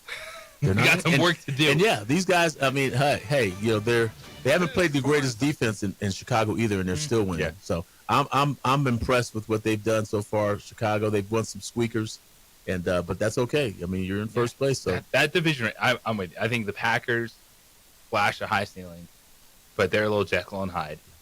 The same thing with the Lions. Because I think you can look at the Lions and Packers and kind of overall point at more things you like than the Bears, but what it's about. Yeah. It's just it's getting the W and putting yourself in position. And like I said, it's hard to win games in this league. You can't, any little crack, in the armor, any chink, they're going to find it, and you're going to be able to, you're going to struggle. And so I think, Detroit, the head coach calling plays, all that sort of stuff. I mean, it's just, and Green Bay, I just do not know with this team, if it's the quarterback, if it's the head coach, what's going on with that team. So. Oh, by the way, Josh Jacobs, knee bruise, so he's been limited this week because he said, great quarterback, great running back. I mean, so. Yeah, he said that MetLife Stadium is the worst turf in the NFL. In New York? Yeah, because that's where he got injured last week. His knee got jammed into the turf, so he has a knee bruise and a thigh contusion. And he said, definitely the worst. Always been the worst. I know if I ever play there again, I will never talk about it because I talked about it all week, how bad it was, and it bit me in the ass. Yeah. He wants ice cream and cake when he goes out there and play. He wants all these players, it's the turf, it's this. The turf monster, man. It'll get you. But, man, you're one of the top running backs in the NFL. You get paid handsomely to run the rock. Just run the rock. Talk Everybody to else Malik runs Neighbors about that turf. How his ACL got snapped playing. Yeah, and it's in New York. So they shouldn't have, New York's got enough cash. They should be able to replace their turf, So I don't know. I mean, I haven't heard that before. It's interesting. You usually, Philadelphia, you'd hear about that. And, there's some other places that were some grass fields. And, but you had the AstroTurf back in the day you had to deal with. Yeah. And we played on concrete when we went to Nebraska one year. I thought it was like, he just put a rug over some concrete to play here. So it's players in ill conditions and that sort of stuff. Other teams have to play on it too. So I mean, it's just one of those things. You play to win the game. That's our quarterback, Ned James. We'll come back on the other side. I got some more nuggets for you on NFL action on Sunday and final thoughts.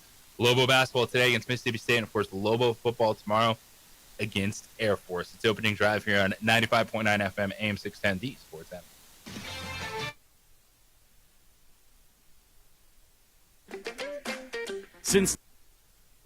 We would like to thank the following sponsors for making this broadcast possible.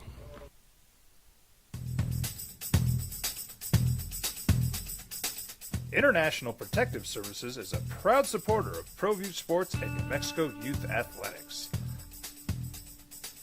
IPS provides residential and commercial security services in the Albuquerque metro area. For more info, please call 505-897-2420 or visit internationalprotectiveservice.com. From the Sandia foothills to the banks of the Rio Grande, generations of families remain. For 5 generations, Gala Chevrolet has handed down values written in stone, leading the way under sun-filled skies, past the vintage glow of Route 66. Built by generations past, built for generations to come. This is New Mexico. This is Gallus. Across the state of New Mexico, different journeys will begin. And when their journeys unite, together will become one experience. Our campuses across New Mexico in Portales, Roswell, and Ruidoso come together to provide you the support as one family. We are one family that share one goal, one opportunity at a time. We are One Eastern. Well, I'm going to the frontier, walk up to the cashier, order up a root beer and a number 1. Cover it with green stuff, 1 scoop is not enough. Find a booth is real tough, back by the Duke. Meet my family, meet my friends in the quirkiest restaurant I have ever been.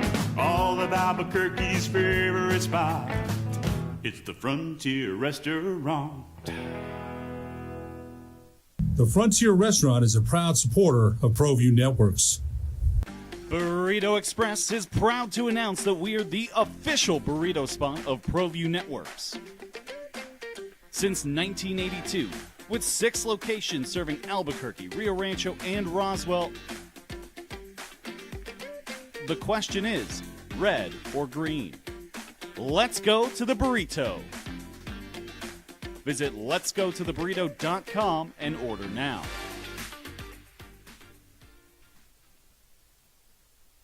We would like to thank the following sponsors for making this broadcast possible. TurboThreads is a proud sponsor of ProView Networks. Almost 30 years of experience means fast service, great prices, and a wide selection of apparel from t-shirts to performance sport shirts, even jackets and hats.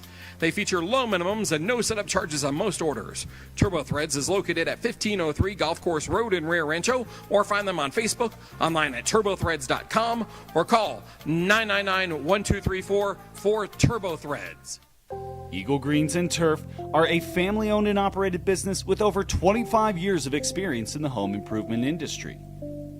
They are your exclusive dealer of celebrity green synthetic putting greens and artificial turf. They also have artificial turf that is specifically designed for your pets. Eagle Greens and Turf are proud sponsors of ProView Networks and can make your lawn green all year long at 505-273-2744. Albuquerque's leader in sports is ProView. From pros to prep, all your favorite action.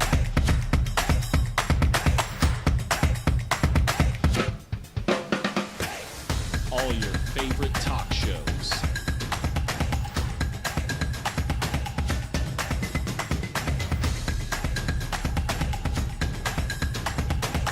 Find it on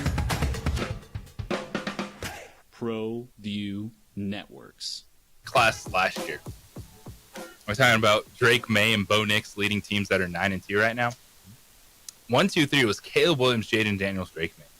You know, Daniels just had the unbelievable rookie season for Commander. Struggled this year with injury. The team took a step back really overall.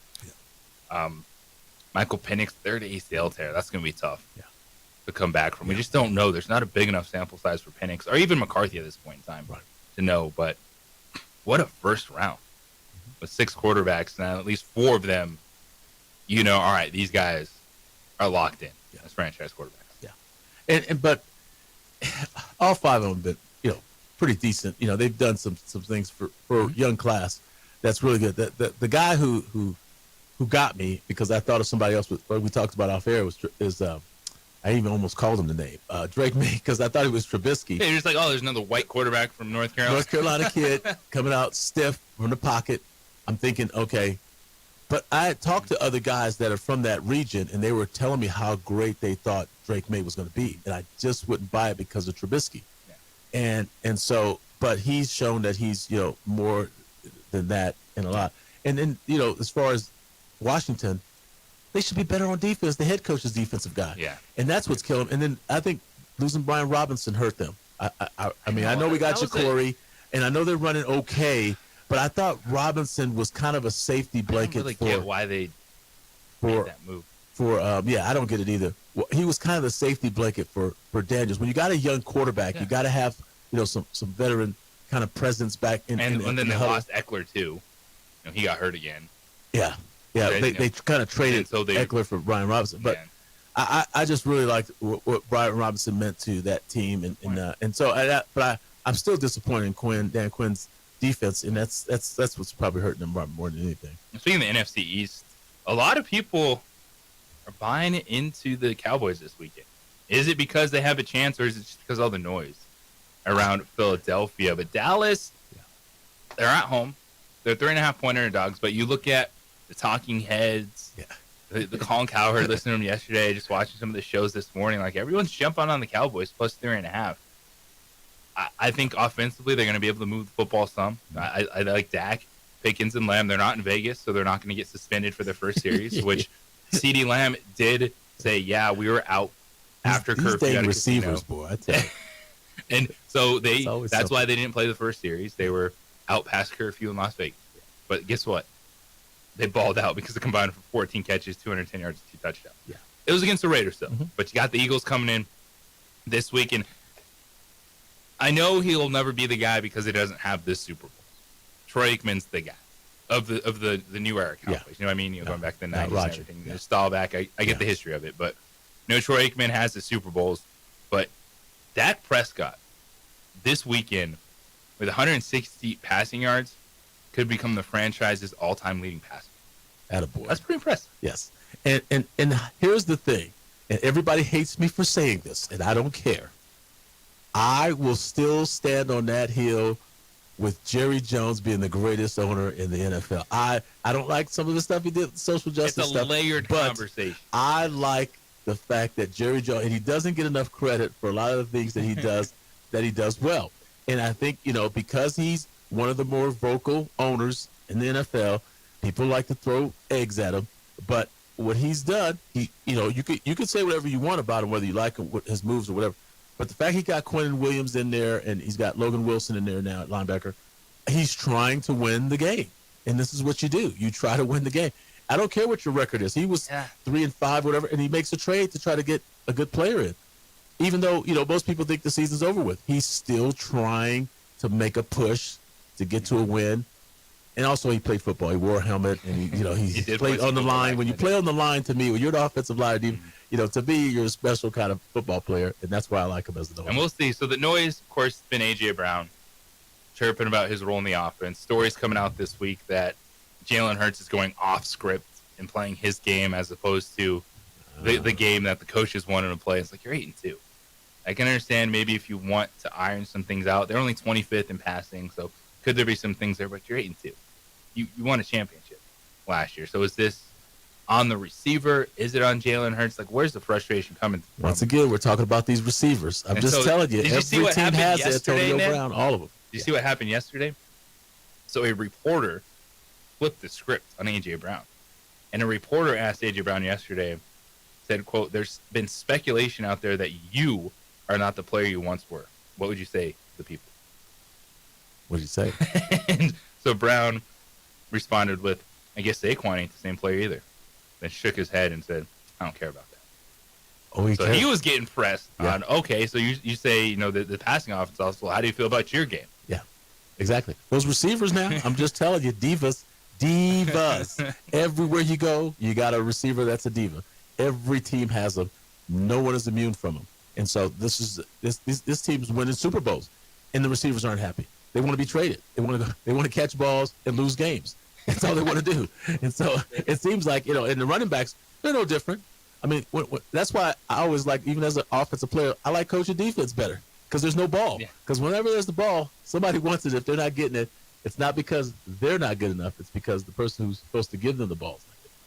Play caller, the quarterback. But yeah, you're looking at and the noise. I think that's going to be a close game. I do. Dallas and Philadelphia. Eagles 3.5-point favorites. Get them, Dallas. Get them, Dallas. We'll see. The Cowboys. How about Andrew, them appreciate Cowboys? you, man. I had to deal with a lot this morning, so thank you back there. Much appreciated. Adrian on ProView, making us look good. Thank you for sharing the show there. Ned will be back on the radio tomorrow. 4 o'clock over on News Radio KKOV, Lobo Football Air Force, 5 p.m. tip-off. We got Lobo Basketball this afternoon over there as well, 4:30 pregame.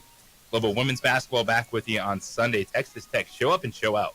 Texas Tech is good. I'm going to be there. That's going to be a huge game for the Lobo women who were victorious last night over UT Martin. We have Colin Cowherd coming up next. Jim Rome follows that. Kenny Thomas Unfiltered at 4 o'clock, everybody. Meta World Peace and Love. Have a great weekend.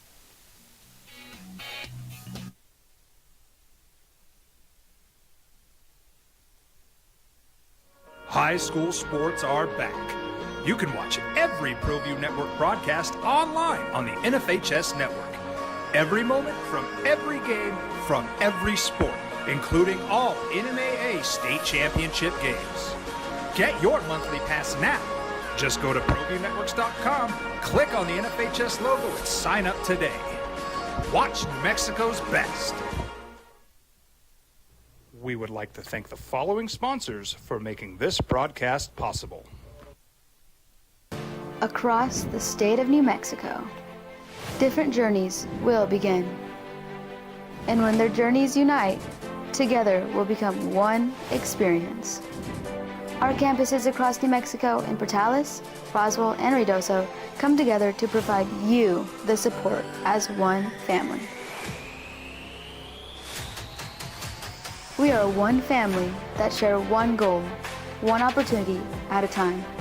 We are One Eastern. Don't sacrifice quality and flavor when you're in a hurry.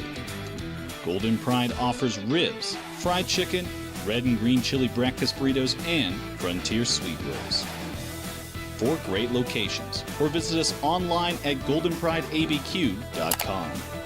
Golden Pride Barbecue Chicken and Ribs are proud supporters of ProView Sports. International Protective Services is a proud supporter of ProView Sports and New Mexico Youth Athletics. IPS provides residential and commercial security services in the Albuquerque metro area. For more info, please call 505-897-2420 or visit internationalprotectiveservice.com.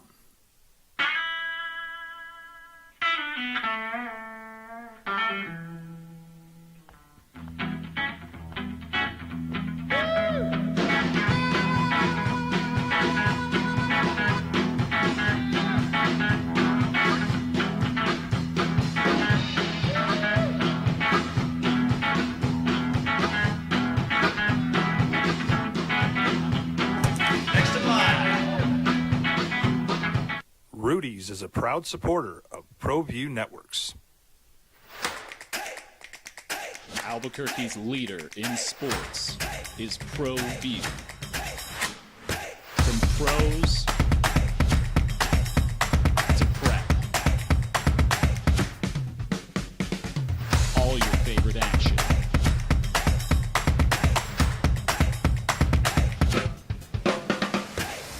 All your favorite talk shows.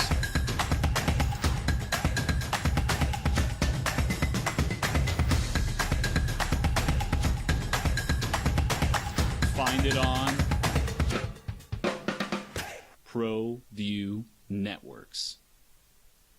Burrito Express is proud to announce that we are the official burrito spot of ProView Networks. Since 1982, with 6 locations serving Albuquerque, Rio Rancho, and Roswell, the question is, red or green? Let's go to the burrito. Visit letsgototheburrito.com and order now.